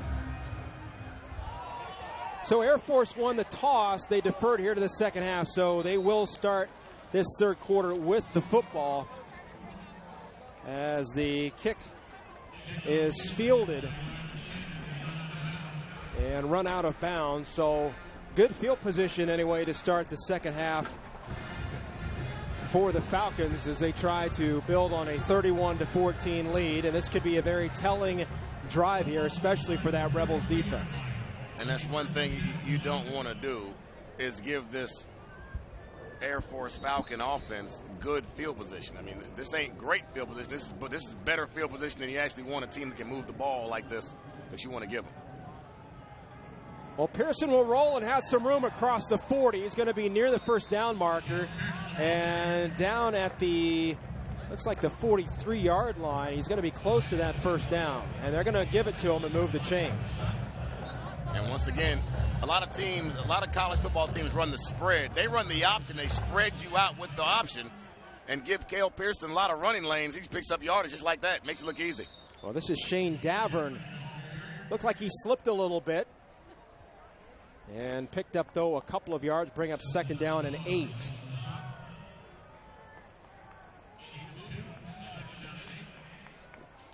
Davern with 32 yards in the first half. No surprise really to see Pearson leading the statistics in terms of running for Air Force as he pitches this one back and breaking free and going the distance just about and hit hard near the end. Taj Hassan comes in and makes the stop. And I talk about Davern. Teams, the offenses you see in college football, they run that spread. But watch the spacing that they're able to get by running this option attack. They get your defense spread all the way out across the field. Excellent blocking on the perimeter. And I tell you, it makes it look easy. Huntsman takes it down, and no matter who's getting it, they rotate these B-backs in here, and now they score. I mean, I tell you, if you're a defense and they get this offense for Air Force gets rocking and rolling, it's almost impossible to stop. You've got to make plays in the backfield. Well, that did not take long. Not at all. For the Falcons as Davern takes it the rest of the way for the touchdown.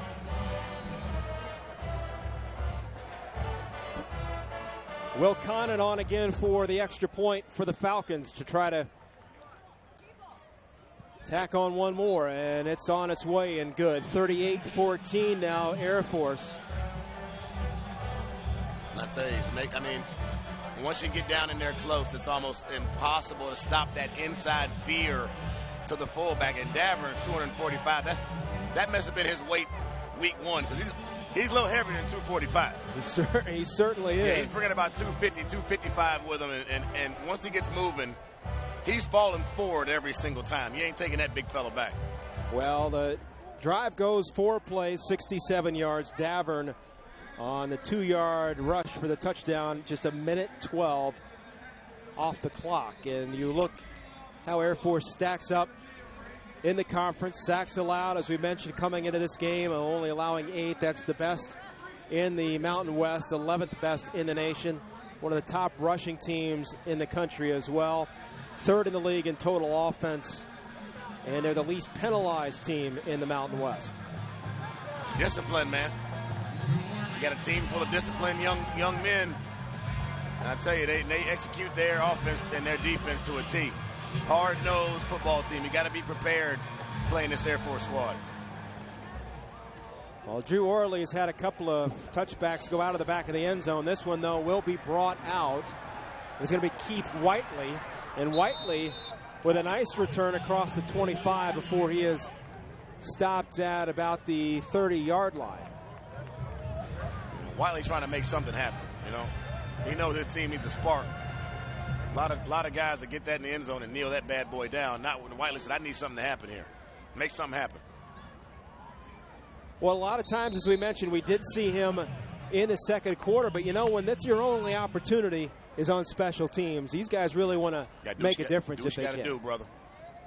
Decker looking downfield, feels the heat, and he's dropped.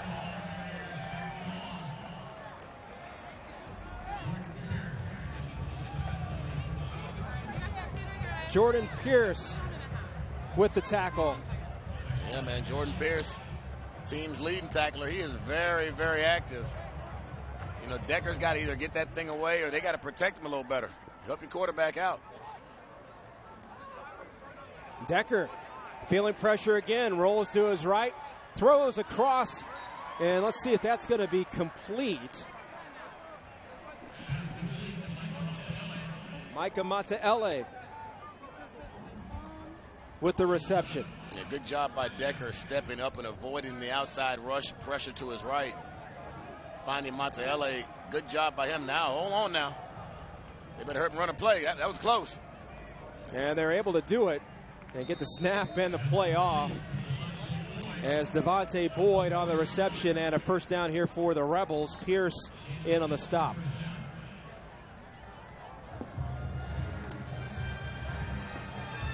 The Rebels quickly up to the line of scrimmage.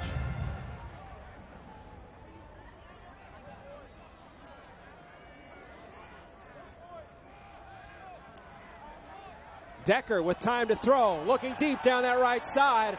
I don't know, Doug. I didn't see a head turn back for the ball. Help me there. And you know what? That call went against UNLV earlier. You know, at Air Force is lucky it didn't go against them on that one. It's like Jordan Mays on the coverage. He never gets his head around. Wow. And he's got a lot of hand activity. Wow, it never turned around for the football. Never looked back. Referees let that one slide. They called it earlier. They didn't call it just then, though. So now 2nd and 10. Decker, near side, has his man Boyd. Across midfield, breaks a tackle to the 45 and out of bounds at about the 39. And another first down here for UNLV. You have the young freshman when Devontae Boyd and Devontae Davis are on the field at the same time, and Devontae Davis is healthy.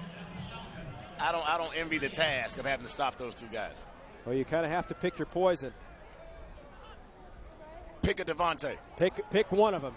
Decker up top for Boyd again, and now they're going to get it. Now they're going to call it. There we go. Justin DeCoud is going to get hit with the pass interference on Boyd. Yeah, he never got his head around on that one.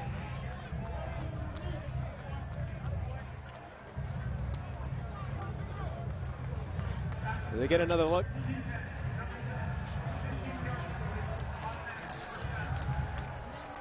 And I tell you, this is a makeup call here. They missed Jordan Mays, but they're going to get DeCou here. DeCou never looks back. If you're engaged that much with the receiver, you got to at least play it off, brother. At least put that head back like you're looking for the ball. That much contact, no head turning around. They're going to call that every time. So now a first down here for the Rebels, and here comes the pressure, and Decker's going to go down. Extra man brought in, David Harris. Bringing some pressure, also some pressure from the ends as well. Yeah, this is just, like I told you, watch the guard play. That interior line, David Harris just beats his man like a drum off the ball. Nothing fancy there. That's just called not blocking your man. That's just man on man, and Harris was the better man on that play. Well, brings up 2nd down and 18.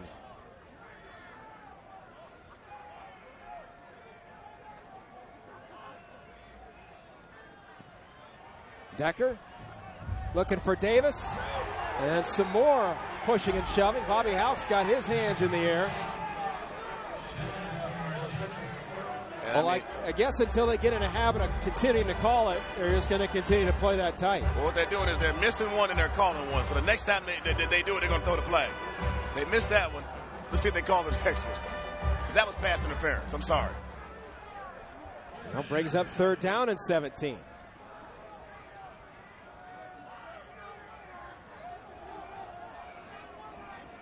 Decker checks to the sideline.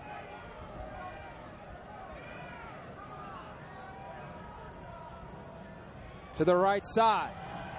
Looking for Davis, and through his hands. Davis is a little shaken up, man. Yep. And it came down. Anytime he comes down on his hands, it's got to involve that right wrist. And he comes up, it looks like he's holding it a little bit. Yeah. Kind of shaking it loose. Tough kid, man. He's playing through the pain today. They got to hurry up and get off the field right now, though. Well, they might have too many men on the field. Yeah, they might get hit with it here. No, that Barnhill comes in motion. Decker is going to throw over the middle, and it is caught by Jake Phillips. Phillips at the 5-yard line. Well, I don't know where Bobby Houck drew that one up, but it worked. You talk about a whole lot going on. He had 2 guys trying to get off the field. Then they come out, they fake it, and then look at the nice hands on the big fella. Jake Phillips, 6'6", 255, looking like Gronkowski out there grabbing it with one hand. I see you, big fella. Is Troy Hawthorne actually on the pass there as Murray Lawrence on the handoff charges ahead. Still no whistle, and finally the whistle blows as his forward motion stopped at the 2. But you know what, though? Your Coach Houck, that's the call you got to make.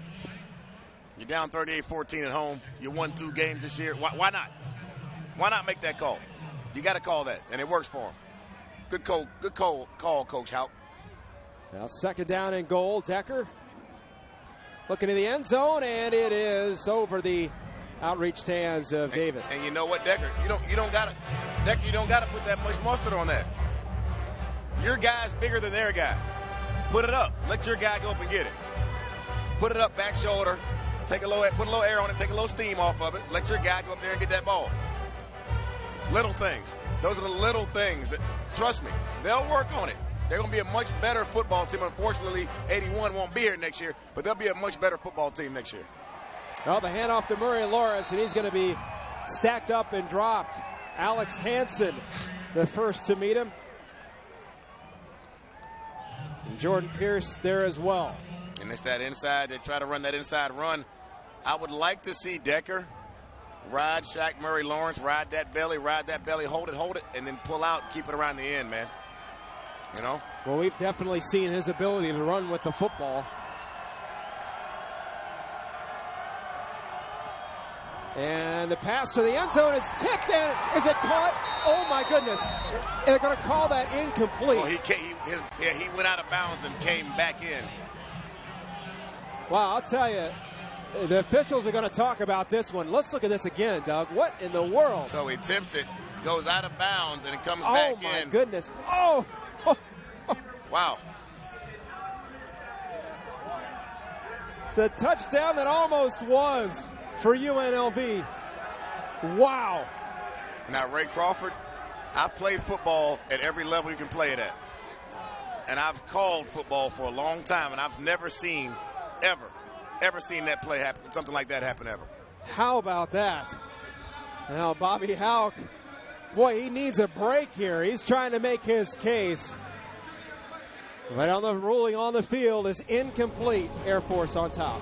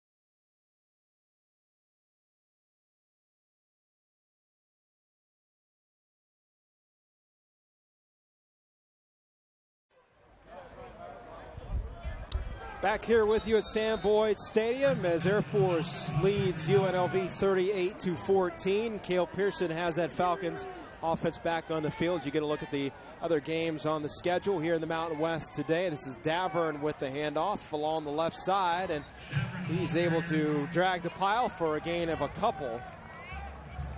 As we take a look at the schedule here in the Mountain West today, this one, of course, underway. Colorado State looking to remain unbeaten in division play, and New Mexico trying to build on the momentum from a win a week ago at home in Albuquerque against Boise State as well. Pearson, and this is going to be a fumble. Is UNLV going to have the football back? Indeed they are. Matt Lee comes up with the recovery, and the Rebels are going to be in business at the Falcons' 3-yard line. You talk about getting a break. UNLV needed something to happen. Cale Pearson, who usually is very, very, very fundamentally sound with making that pitch on the edge. This time here, this is just the running back not looking it all the way in here. You got John Lee. Hasn't gotten a lot of carries today. Does not watch the pitch in, takes his eyes off the ball, goes off his shoulder pad. UNLV catches the break. They got to capitalize. The Rebels first and goal from the 3. Decker's going to keep it himself. His nose for the goal line comes up short, stopped at the 1. Yeah, give him that read option look. Decker, read that thing. Decker's limping a little bit as he gets up. Got a little bit hitching his giddy up. You do not want to get him hurt. Hanson and Pierce in on the tackle. Brings up second and goal from the 1. Can UNLV capitalize on this break? And almost a fumble on the snap, but Murray Lawrence gathers. He's in for the score. Boy, Shaq Murray Lawrence and Decker almost had a fumble on the exchange.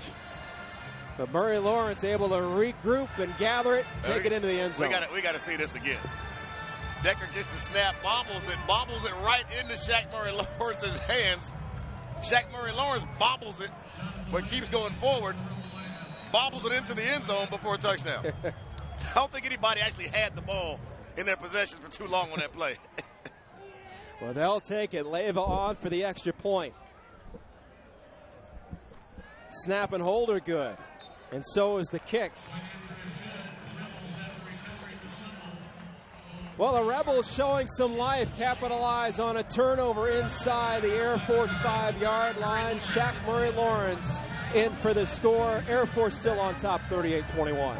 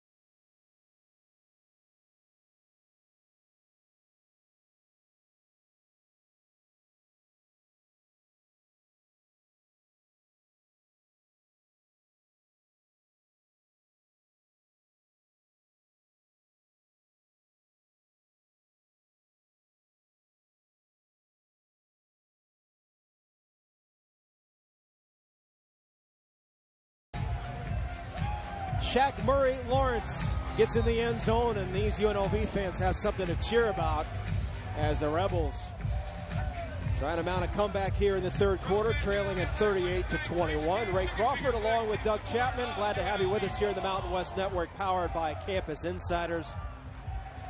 As Reb is getting these fans on their feet, they get set for the kickoff.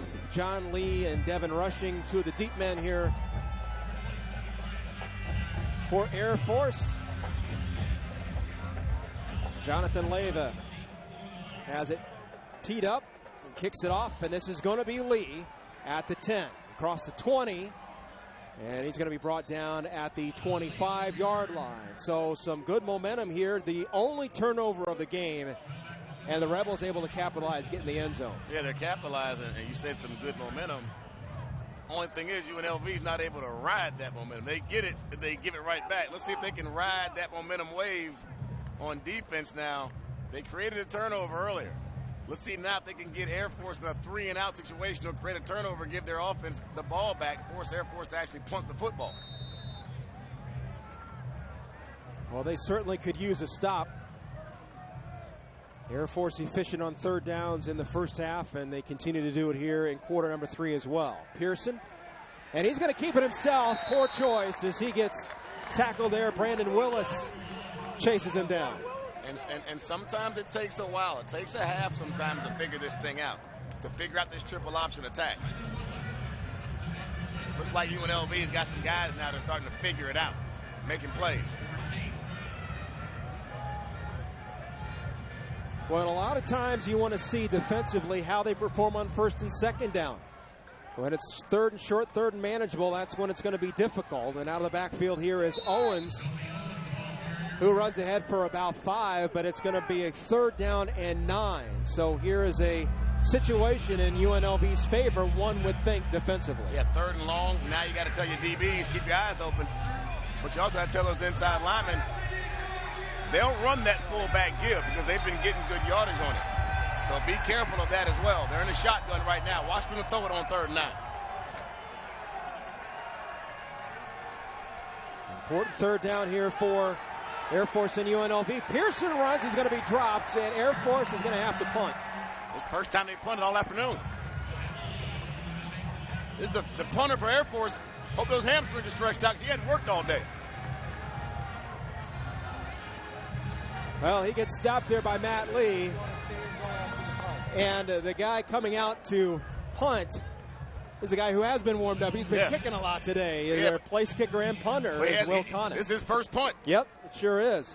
3rd in the Mountain West with a 43.3-yard average.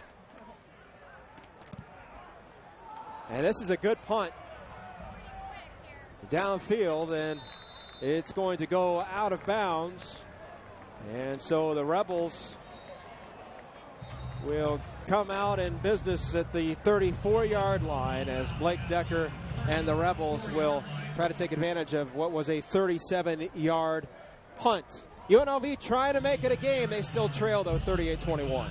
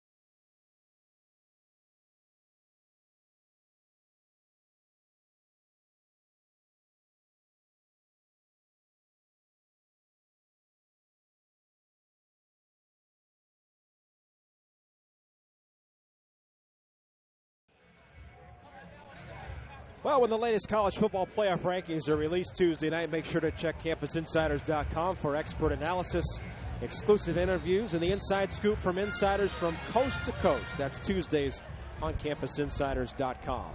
Boy, Doug, looking at some of the scores, the top 25, we could have quite a shakeup in that college football playoff. Yeah, you got Arizona State all over Notre Dame right now. Well, and another Auburn trailing Texas A&M. Yeah. Another outstanding pass and catch to Devontae Davis and a first down. Another huge play here for the Rebels. I'm telling you, man, he's playing at about 75% today. This man's not all the way healthy. And all he does is make plays, man. You talk about a tough guy. You're looking right at him. Goes for a 34-yard reception as Murray Lawrence is able to dive ahead for a gain of about 1. It'll bring up 2nd down and 9 from the 31. And here comes that energy. You get that feeling here in the second half for the Rebels, a lot like what we witnessed when we were here earlier in the season when they came back and tied Northern Illinois in the fourth quarter. Still, though, a long way to go. Trailing 38-21. Decker on 2nd down. And he feels the heat, and he's going to be dropped for a sack.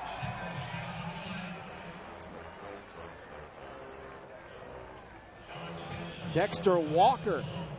Interior pressure. Among those coming in as well as Alex Hansen gets in there. Another tackle for loss for him. That inside pressure, you got to keep your quarterback's face clean. He can't get pressure in his face. Decker's getting pressure in his face. He can't see the field. You got to keep your quarterback clean. Offensive line has got to tighten up and do a better job. Decker feeling the heat again on 3rd and 16, gets rid of it, but it falls incomplete. And once again, Decker's on the ground again. And Decker's hurt this time. And Decker is down and certainly in some difficulty as the trainers will come onto the field here and take a look. Now, if they do have to go to the backup, it's Nick Sherry. And he was limping earlier. Looks like that Oh, leg. Oh, goodness. Oh no, that left leg was planted when he let that ball go. And hate to speculate. Hope it's nothing too serious, but it looked like trying to shade the sun from Decker. And again, you don't like to speculate, but the longer he stays down, the more the concern grows. As we look down on the sideline,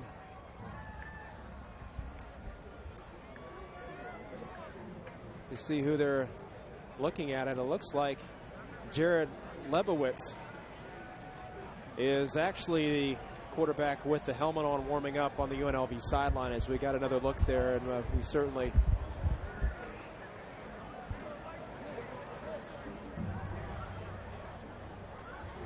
as the trainers take a look at Decker. We talk about some of the talent on this team here for the Rebels. Devontae Davis, certainly many expect him to get a look and be playing on Sundays. Here are some of the other Rebels who have gone on to careers in the NFL. Jerry Rice Jr., we had a chance to see him last year. Yeah, we did. Of course, yep. His famous father. And we saw Pops on the way out of the building last year as well. I believe at last check, he was on the injured reserve list for the Redskins. Lotu Lele, brother, we got a towel Lotu Lele here at the squad now. He's trying to get there as well.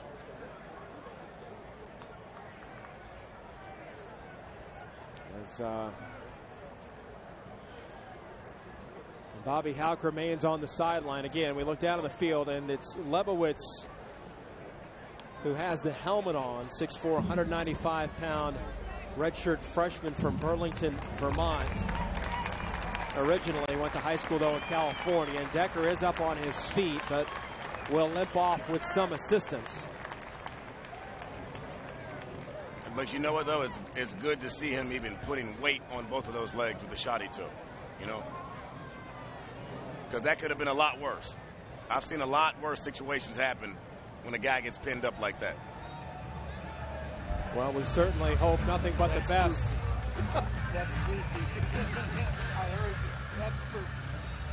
For Blake Decker. So on 4th down here, UNLV is going to punt it away. Again, Leibowitz on the sideline with the helmet on. So potentially when UNLV is back out on offense, Nick Sherry listed on the depth chart as the backup to Decker, but he is warming Leibowitz doesn't have his helmet on. Younker's punt hits the 10 and takes a, well, what was an Air Force bounce, and now Air Force doesn't want to put anybody back deep on these punts. They don't. Give us a long field. We'll take it. And they're going to have to start from the 7-yard line. And that's where Cale Pearson and the Falcons will bring out the offense here with 4:42 remaining in quarter number 3. So just as the Rebels seem to try to get some momentum going, we'll see how they respond with what will be, without question, a new quarterback when they come back out on offense. What they need to do right now, after this 31-yard punt from Younker, is try to stop this Falcons offense. Yeah, you got him backed up. Last time you had him down here, you were able to force a mishandled pitch. You got the ball back. You got to make something happen here defensively. Like that right there. And stacked up and dropped is DJ Johnson on the carry.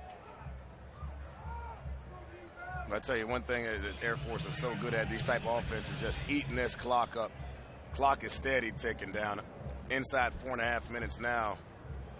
They're not rushing to get to the line of scrimmage. They're taking their time between plays. They're trying to get out of here and eat that clock up. Now they tried it again. Passing back to Pearson across the 25. Pearson to midfield and out of bounds. Kenny Keys finally forces the Air Force quarterback out of bounds at midfield. And they're able to do so much. Pearson, you see him give such a deep, deep pitch. You see something coming back the other way. And you got guys there. It looks like Matt Leah was almost there to get there. Not able to make the play. Colton Huntsman hooks up Cale Pearson for a nice game. A 41-yard pickup on the pass before the drive here. Air Force with just a narrow advantage on UNLV in terms of time of possession in this game, but they've made the most of it as there's another injured Rebel on the field. Mike Hughes will need some attention. And these D linemen, man, I'm telling you, it's tough. It is tough playing against this Air Force and these triple option attack style offenses, because the offensive linemen are just tearing the knees up of these guys over and over and over again. The ankles, the knees, they're getting cut every single play. So imagine playing defense where you're trying to find the ball and you got a man rolling up underneath your knees. You know, it's a tough task, man. It's a tough task playing these type of offenses. Talk about the health for UNLV, and they've certainly, Devontae Davis has been the big headline when it comes to injuries for the Rebels this year. But Coach Houck said, you know, we're sore, but I think about every team is this time of year when you get this deep into the season and into November. Air Force has been pretty lucky, though. We mentioned Pearson was lost for the season in the first game a year ago, and he's been healthy and stayed healthy. As going to look at fans trying to shade themselves from that warm Nevada sun. And that is the fan club. Who you think they're here to see? I'm thinking, I'll take a wild guess. It's a guy named Jacoby Owens. I think he's got a couple people here watching them play today. Just a couple. And they're wearing 28 T-shirts. They are. The Owens family well represented here as they get a look at one of their own in the family, Jacoby Owens for Air Force. Air Force is 4-0 when he goes over 100 yards. Not sure if he'll do it this afternoon. I know Cale Pearson is on his way, if not already, to going over 100 all-purpose yards.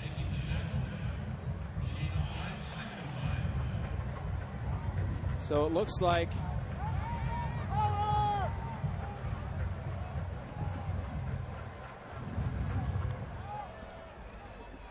being told that Blake Decker down on the sideline has been on the exercise bike down there as they get a look and see how that lower body injury, the knee, is affecting him here.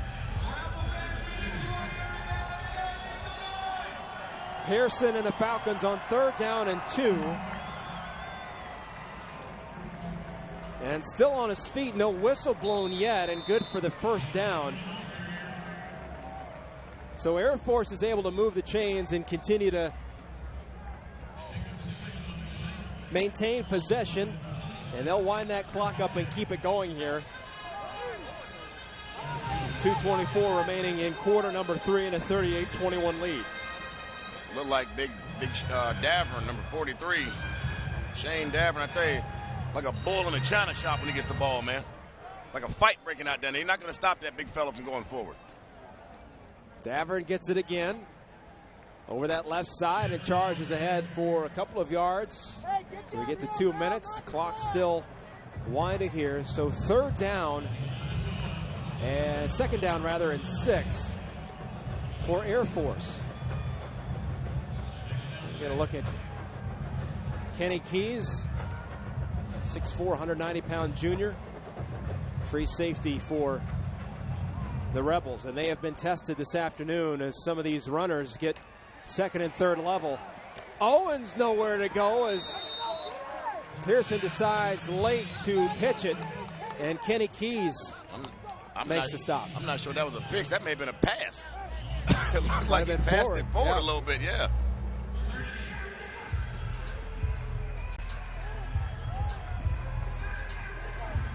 So some personnel changes here as it brings up third down and 8 as we approach a minute remaining here in quarter number 3.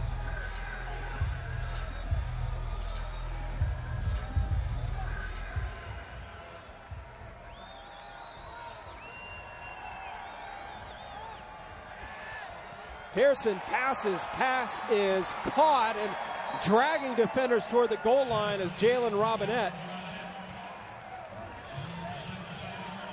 Robinette had a 59-yard touchdown grab in the first half, and he picks up a first down here. You're talking about a physically gifted athlete, specimen, 6'3", 220, runs the inside slant. He just gets inside release, and you just can't fight around a big body like that. You know, he naturally, with his size, is going to get position. Cale Pearson delivers the ball. Robinette dragging defenders down to almost the end zone. Johnson with it, and he gets into the end zone for another Air Force touchdown. DJ Johnson.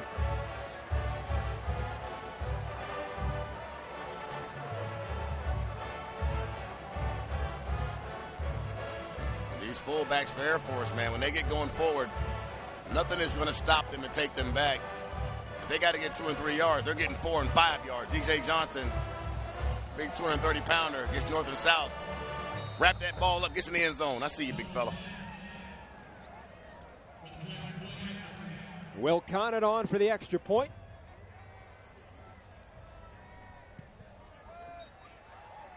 And it's good. Air Force increases their lead now 45-21. 35 seconds to go here in the second quarter as you get a look at DJ Johnson and Owens side by side on the bench. Combine pop culture, social media, and your favorite sports. And what do you get? Well, the feed with Shea Pepler. Check out why fun and games just became a lot funnier. Only on Tuesdays on CampusInsiders.com. Had Shea out here with us the last time we were in Vegas. We did. We miss her. Yeah, Shea was upset she wasn't making this trip. She didn't get to see her idol. Britney Spears is actually performing here, and Shea was fired up to come out here and see her. You're looking forward to it. Yeah. So, have to we miss you, Shea. That's right. Bring some ribs back from Texas. Dry rub, please. Had an opportunity to see her at halftime as well. Keith Whiteley and Jay Mitchell, the 2 men deep here for the Rebels. And Drew Orley set to kick it off. He's been a busy guy this afternoon.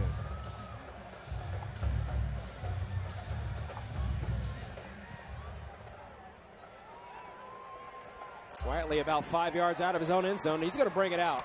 He did bring one out to the 35. Penalty flag comes in. He puts his head down and crashes through the wedge there around the 20. That's one of those YOLO. That's one of those YOLO kickoff returns. You only live once. Right. Bring it on out. Make something happen, brother. I see you.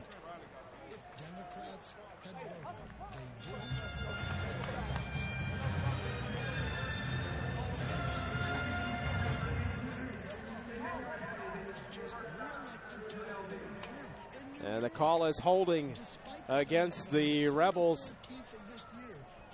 And so they'll back that off. And so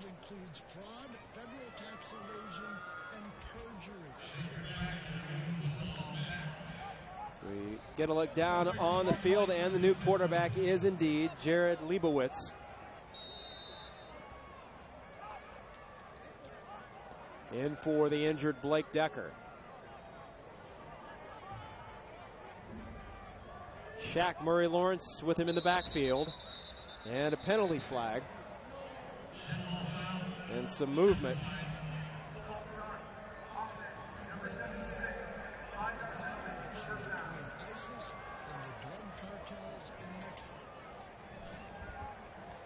Haven't been a lot of penalties in this game. On the return, just the fourth penalty called in this football game. UNLV hit with 3 of those, Air Force with just 1. And there's another penalty there as they got backed up. And the pass here from Leibowitz is complete. And it's complete. Nice catch there by Taylor Barnhill.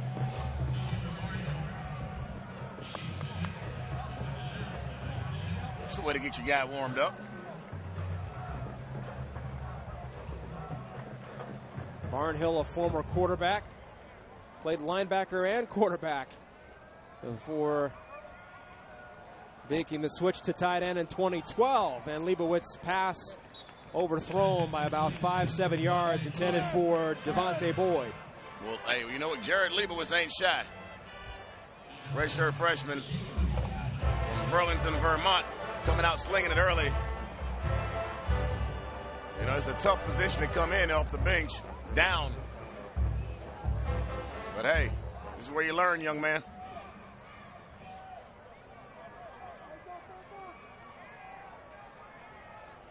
And depending on the extent of Decker's injury, I mean, this could be an audition for starting in future games this season, as the pass intended for Anthony Williams is incomplete. And Logan Yunker in the punting unit will have to come on and kick it away to Air Force. That's a rough series there. You don't get anything out of it. You get 1 yard out of that whole series. So, Doug, I'm just curious, because as I mentioned, Nick Sherry has started. It has been one of the many starters here at UNLV. Clearly not the go-to guy here with Decker going down, as Yunker takes the snap cleanly and gets the punt away. Again, no one deep here for Air Force, and it's going to take a Rebels bounce. This is going to go inside the 35-yard line, inside the 30 now, before it will settle at about the 25-yard line. So that's where Air Force will come out offensively. But you're playing to win the game as quarter number 3 here comes to a close. You're down 45-21. Do you give Sherry an opportunity? Is this a game where kind of you go back and forth to whoever gets some momentum going? You know, maybe Leibowitz had look better in practice. You know, we don't know. Maybe Sherry's not 100%. So I wonder what's going on there, though. Well, Bobby Houck has gathered the entire Rebels team on the sideline, trying to give them a big pep talk here. But boy, some big plays here for Air Force, and a great grab by Jake Phillips as Shaq Lawrence gets in the end zone. Air Force still up comfortably, 45-21.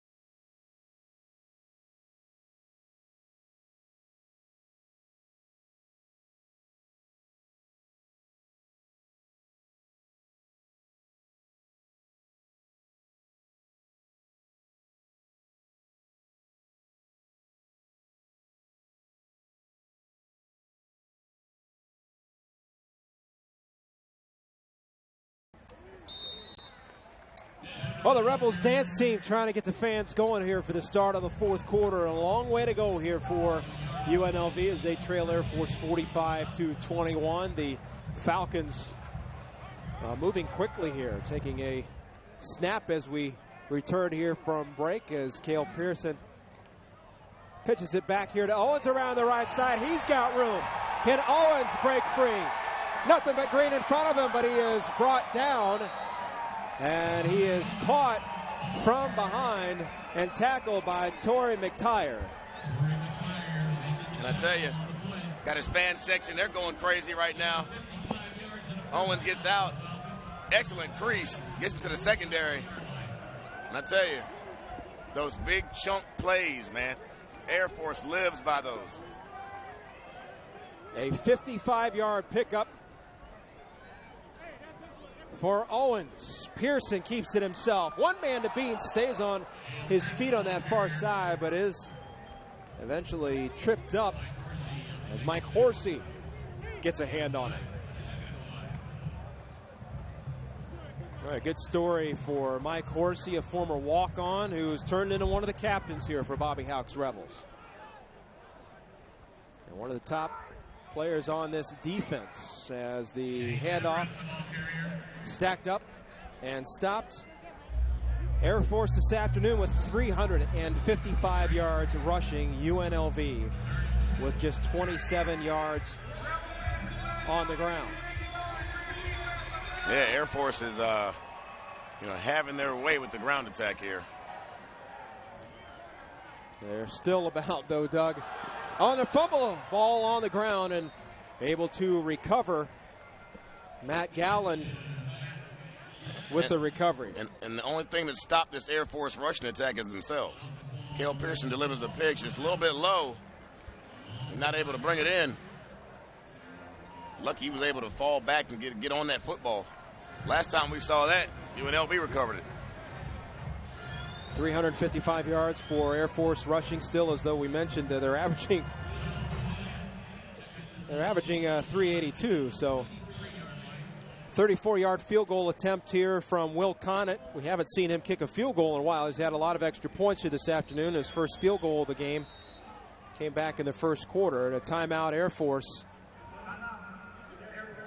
as Troy Calhoun wants to make sure everything's set. Yeah, Conant had 3 field goals last week versus Army. So he can put it through the uprights. Now I wonder if Coach Calhoun's thinking, do I want to go for this here, or do I want to kick this field goal? Well, I'll tell you what, about anything off the foot of Conant is pretty much money in the bank. He has the best field goal percentage of any kicker in Academy history. And he's going to come back out there once again. He kicked a 39-yarder in the first quarter. And this one's setting up for a 34-yard attempt. As a long shadows here from the home side stands cast a shadow across half the field, now most of it, as the sun begins to fade here in the desert. Snap and hold down, and the field goal is good. So add 3 more here to the lead for the Falcons. 48-21 is the score. Air Force getting the job done on the ground, eating up a lot of clock. 12:28 remaining in the game. UNLV's offense will have a chance when we return.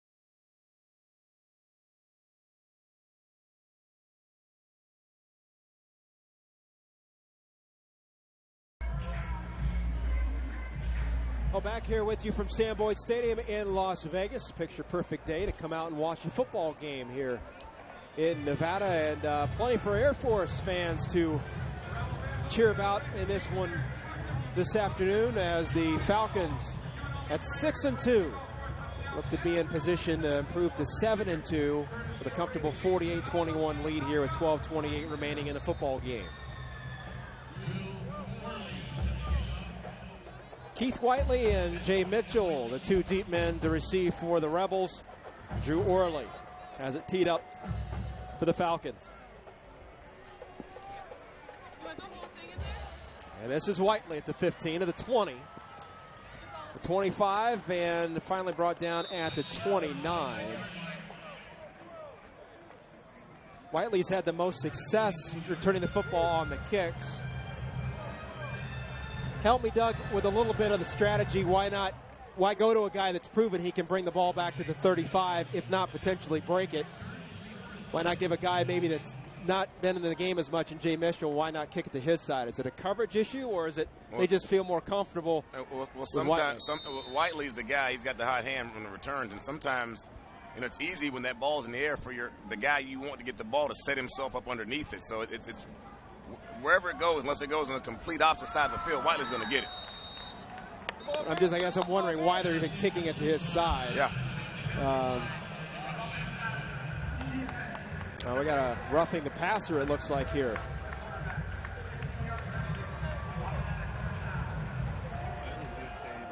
Alex Hansen whistled for the penalty. Again, not a lot of penalties called in this game here this afternoon.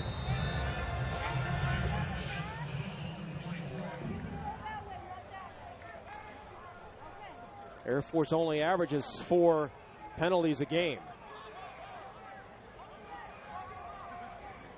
One of the best in the Mountain West Conference. This is going to be, Leibowitz here is going to keep it himself. So Jared Leibowitz getting some action here, the redshirt freshman, as we mentioned. Was his hometown is Burlington, Vermont, but played his high school football in California. Leibowitz throwing near side, pass is complete. Taylor Barnhill on the reception. And Leibowitz throws a nice ball now. He catches that ball, gets it out quick. Not a lot of wasted motion in his throwing. And they aren't shy about letting him throw the football. When he comes out, he came out in his first series throwing the ball on all downs. Nice, sets his feet, delivers a nice strike. Nice, lively arm on him. Leibowitz throws this one, and that one got away from him a little bit. Just beyond Devontae Davis.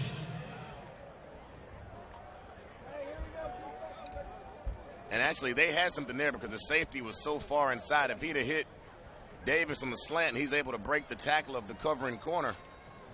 Strike up the band. That might have been 6 points. Yeah.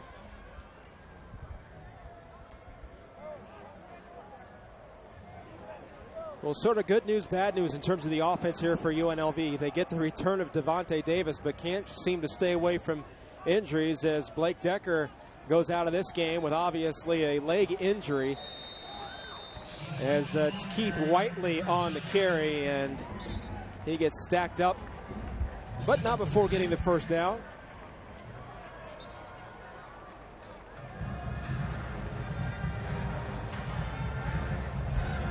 UNLV's got to make something happen. They got to make some things happen quick here. They got to put that ball up there for those wide receivers. Well, Leibowitz is going to try to put it up there over the middle. And incomplete, intended. Now, Leibowitz throws a really nice ball. He's got a good arm. But you can tell he's not used to working with these receivers. You can see it in his delivery, in his timing. His throws are a bit off. But you can watch his mechanics now. He delivers a great ball. He's got to get that, just get the timing down on it.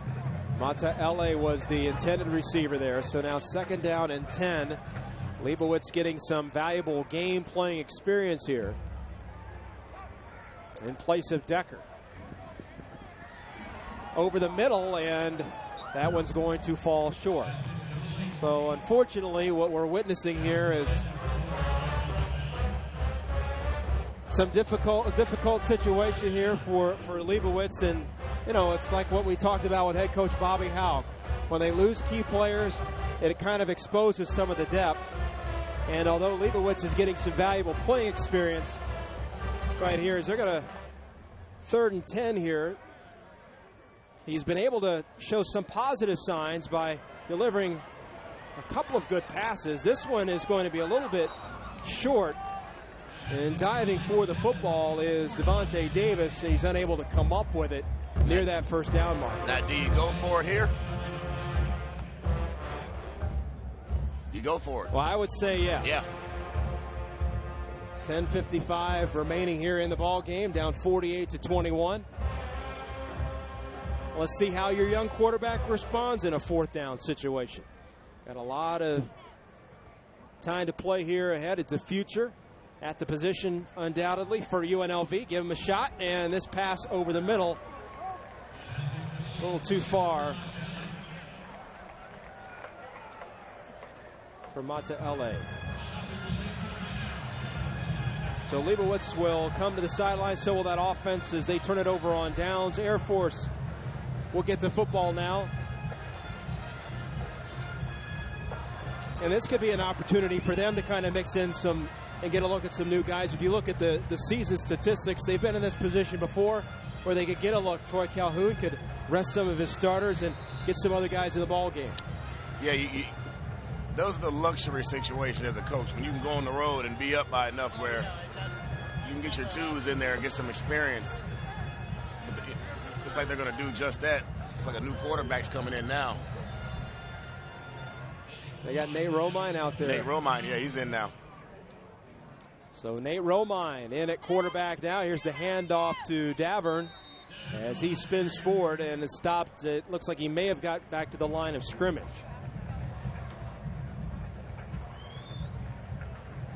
This would be the first conference road win for Air Force this season.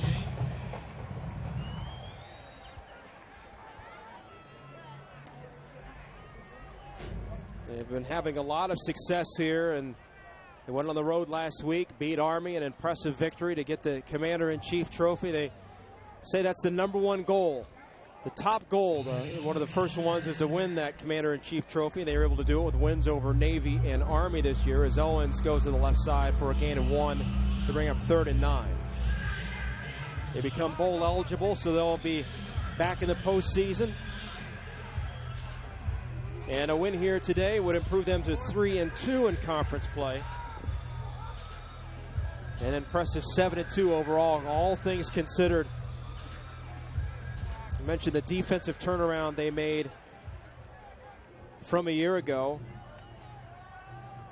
Haven't been able to force any turnovers today, but unbelievable. 7 turnovers forced in that win over Boise State. And coaches love when their team can go on the road and perform. Like, it's easy to play at home, but you got to pack up, fly across country, fly somewhere else, sleep somewhere that's unfamiliar. Your routine is off. But coaches love when they take a team on the road and they get the same result on the field that they would get if they were home. And that shows something. As we mentioned earlier in the broadcast, Bobby Houck mentioned this is an Air Force squad that plays with fire and competitiveness that was missing a year ago. And, Doug, I would agree. I think you can definitely see that this Falcon team has a swagger about them. Seem to be very disciplined as Air Force calls a timeout. And the pain that they went through, the adversity they went through a year ago is starting to pay off. And then you get a surprise like Jacoby Owens, the Las Vegas native, who is picking a pretty good time to have a great game against the hometown Rebels. Jacoby Owens got about half of Las Vegas here with him, doesn't he? He's got quite a following up there. A lot of smiles there in the stands, and they're on their feet. I don't know if they've sat down. Every time we go over there to them, they're on their feet, and rightfully so. And that's the benefit of playing in the Mountain West Conference. A lot of these schools, they all compete largely for the same players, and so it's a special opportunity that they can come back and play in front of friends and family. On for just the second punt of the afternoon is Conant. And this is going to take a bounce at the 10 and grabbed. Let's see where they're going to be able to spot that. They're going to put it down at about the 10-yard line, where UNLV will come back out and try to move the football here on offense. All Falcons here in Las Vegas, 48-21 in the fourth.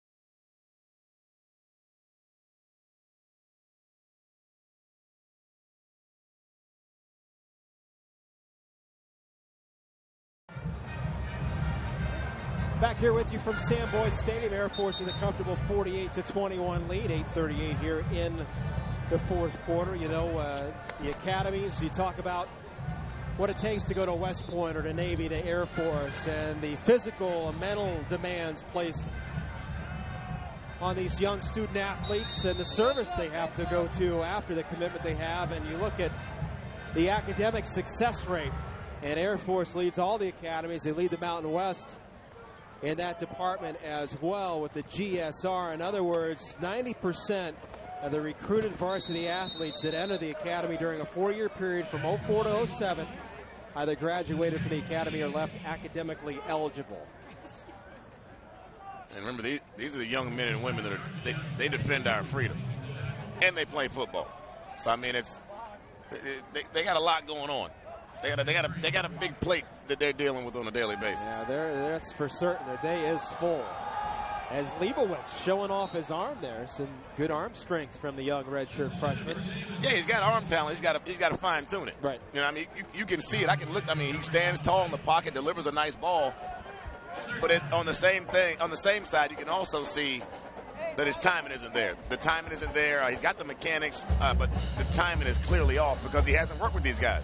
He's not got a lot of work with the ones. But that kind of brings me to this question to you, Doug.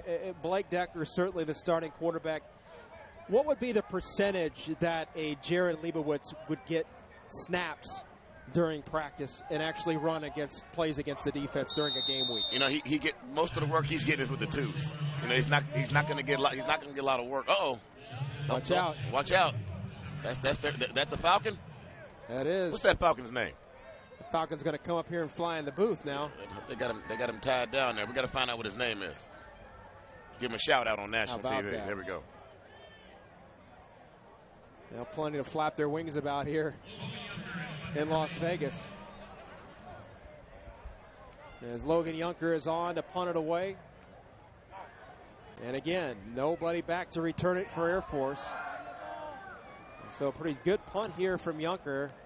It originally takes an Air Force bounce, and it's going to be down at the 47-yard line is where they'll down it. And we would expect to see, once again, Nate Romine come out and quarterback the offense here for Air Force. A 36-yard punt there from Yunker. And I looked it up.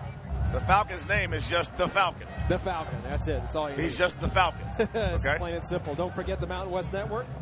Powered by Campus Insiders is your source for free exclusive basketball games involving your favorite conference teams such as UNLV, San Diego State, and Larry Nance Jr.'s Wyoming Cowboys.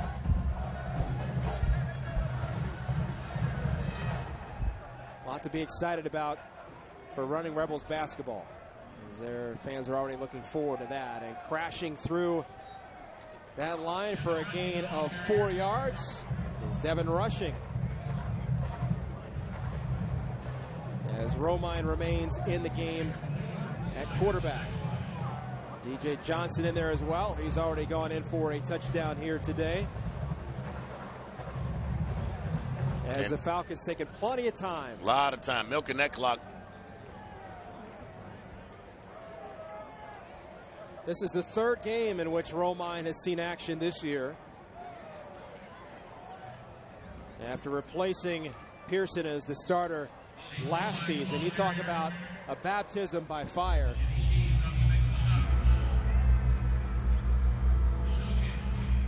As he had to quarterback this offense in the absence of Pearson, and you do what you can, but again, it's difficult to put a freshman in that kind of a situation and expect him to kind of carry the load through the entire season.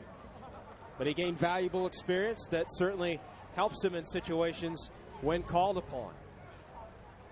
They have been very fortunate with Pearson's health to this point this year, but we see how much he runs, and very easily on one of these 30 or 40-yard runs, he could go down much like we did see Decker. And if you have to go to the backup and Nate Romine, you know this is a young man who has been in game situations, has a lot of game experience. And Pearson is not a big guy, and so much is asked of the quarterback in this type of offense to where he almost gets hit every single play. He handles the ball, distributes the ball, and he takes a shot almost every single play. He gets hit more than the running backs get hit. So, Pearson's a $175. He's not a big man, so a lot is asked. And Romine knows he's always one ankle sprain or one hit away from being the guy. Yeah. On fourth down, and they're able to move it across. Looks like pretty close as it's going to. I think they're going to give them the. They're going to give them the first down. It took a little while there before the crew was able to move it, but it is indeed going to be enough for a first down here for Air Force, as they will maintain possession of the football. The clock ticking, under 6 minutes to go here in the football game. Air Force with a comfortable 48-21 lead over UNLV, and a day that started out well for the Rebels. Blake Decker on an 11-yard touchdown run to put UNLV on top 7-0 in the first quarter. Then Air Force came back, and it's pretty much, by and large, been the Falcons who've dominated in this game. Kenny Keys coming up for the stop. And some history being on the wrong end of history. Last time UNLV allowed 48 or more points to Air Force, November the 16th of 2002. They lost here in Las Vegas 49-32. So this won't be a very memorable game for Rebels fans. Not at all. As they look to fall to 2-8 and 1-5 in conference play at this rate. Carrying the football over the left side is Devin Rushing.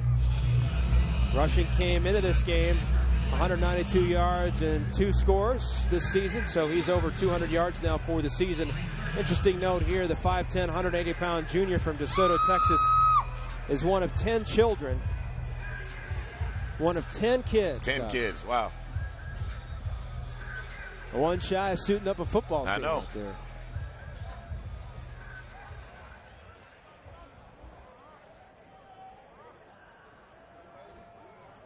And Rushing stays out there, and he takes the handoff and charges ahead as they get behind some of those offensive linemen. Haven't had a chance to mention Michael Hussar today, the 6', 270-pound senior from Chicago, Remington watch list candidate, the talented center for Air Force.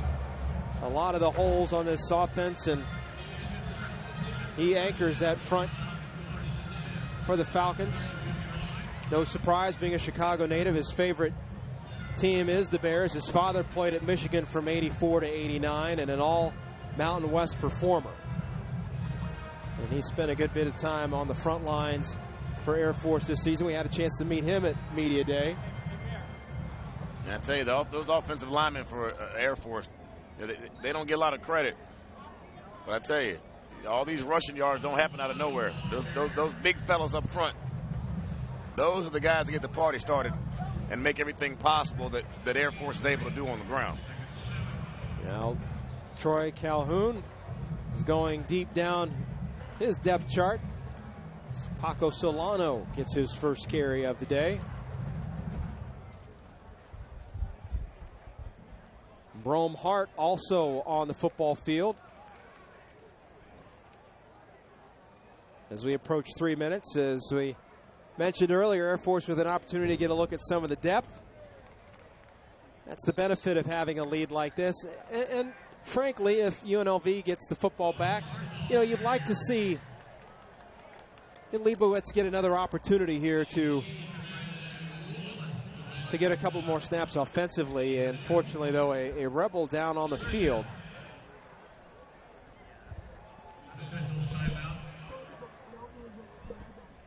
All right, well, he is attended to on the field. We'll step aside. Air Force with a comfortable 48-20 lead, 2:41 remaining in the football game. Back in a moment.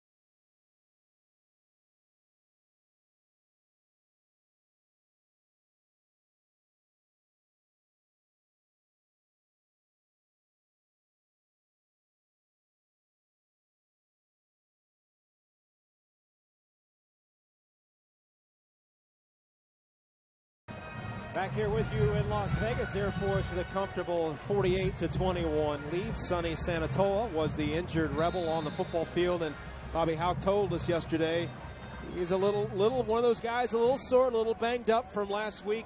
It's tough to play these option teams when you're defensive line. It's tough, especially if you're already injured, and especially if it's something down in that lower region. I told you, those guys are coming off hitting those thighs, get those deep thigh bruises, they're hitting those knees, get those bone bruises, they're hitting those ankles, you get a lot of stuff twisted up down there. They're tough teams to play against. Well, this 48 points on the board has already matched the most points scored this season for Air Force. They scored 48 in a win earlier back in week 3 against Georgia State, a game in which they also put up 539 yards of total offense, which is the most in FBS football this season. And that's what they can do. I mean, and you're seeing now they're platooning guys in. We've seen, even when their starters, when their ones were in there, you were seeing different guys touching the ball. It's not about a particular player. It's the system that they run. They plug different guys, and the system works here. And they just keep churning out yards to the tune of over 420 yards total offense a game, which is third in the conference. And you can see why. They're moving the ball now with their second-string guys. They've had 9 different guys, Doug, record a rushing yard and a carry here this afternoon in this ball game. On 1st and 10 from the 22. Gain of a couple, but again, the clock continues to wind down here. 1:20 to go, and Air Force has a tough road ahead. It's going to be a challenge here down the stretch after this game here today. Nevada the top teams in the conference. But they get the two tough ones at home. They get Nevada and Colorado State at their place at least. Yep. They got to go on the road to San Diego State. At least those two toughies, you get them at home, which it ain't going to be easy, but it makes it a little bit easier when they come to you. And they're unbeaten at home as well, as Nate Romine's going to go back here and take a knee, and they're going to let this final 46 seconds run off the clock and head back to Colorado Springs with their 7th win of the season to improve to 7-2. And Doug, we mentioned off the top, this has got to be, I can't think of another team that has had as big a turnaround in college football this year as Air Force, and all the things they overcome a year ago to get to this point. Well deserved for Troy Calhoun's team as they match again their season offensive output with 48 points as they pick up the 48-21 win here. The final seconds tick off. Calhoun and Coach Bobby Houck, good friends. They chat throughout the season, and they take an extended time here at and they're midfield. great guys. We got a chance to chat with both of them this past summer at Media Days and calling the game, sitting down yesterday with Coach Houck. Just great guys, great football guys. Love to sit around and tell stories and talk about the game and more than just sitting talking X's and O's. I actually thoroughly enjoy sitting down with Coach Calhoun and Coach Houck, just shooting it, you know? Yeah, Love it. for sure. Quickly, your impressions of Air Force. I tell you, they came out and did what I thought they'd do. They came out, they imposed their will on the defense of UNLV. They ran the ball when they wanted to. A couple big chunk plays, past Kel Pearson over the head. That's what they do. They lull you to sleep with the run. They throw it over your head. They played well on defense, too, limiting UNLV, running the ball, and they were very physical. I like the way they got after the quarterback. That's why they're one of the best teams in this conference. They showed you why today. Well, a great defensive turnaround. We saw that again here today. That continues the offense as well here today. It was a perfect day for football. The Rebels came out charging, and they got on the board first. Blake Decker scoring that touchdown to give them a 7-0 lead, and then Air Force got going. DJ Johnson starting the scoring, and a good return for Devontae Davis. That's good for them as well. For my broadcast partner, Doug Chapman, I'm Ray Crawford saying good afternoon from Sam Boyd Stadium in Las Vegas, where the final score is 48-21. To watch this entire game on replay as well as upcoming Mountain West games, log on to the Mountain West Network, powered by Campus Insider. So long from Vegas.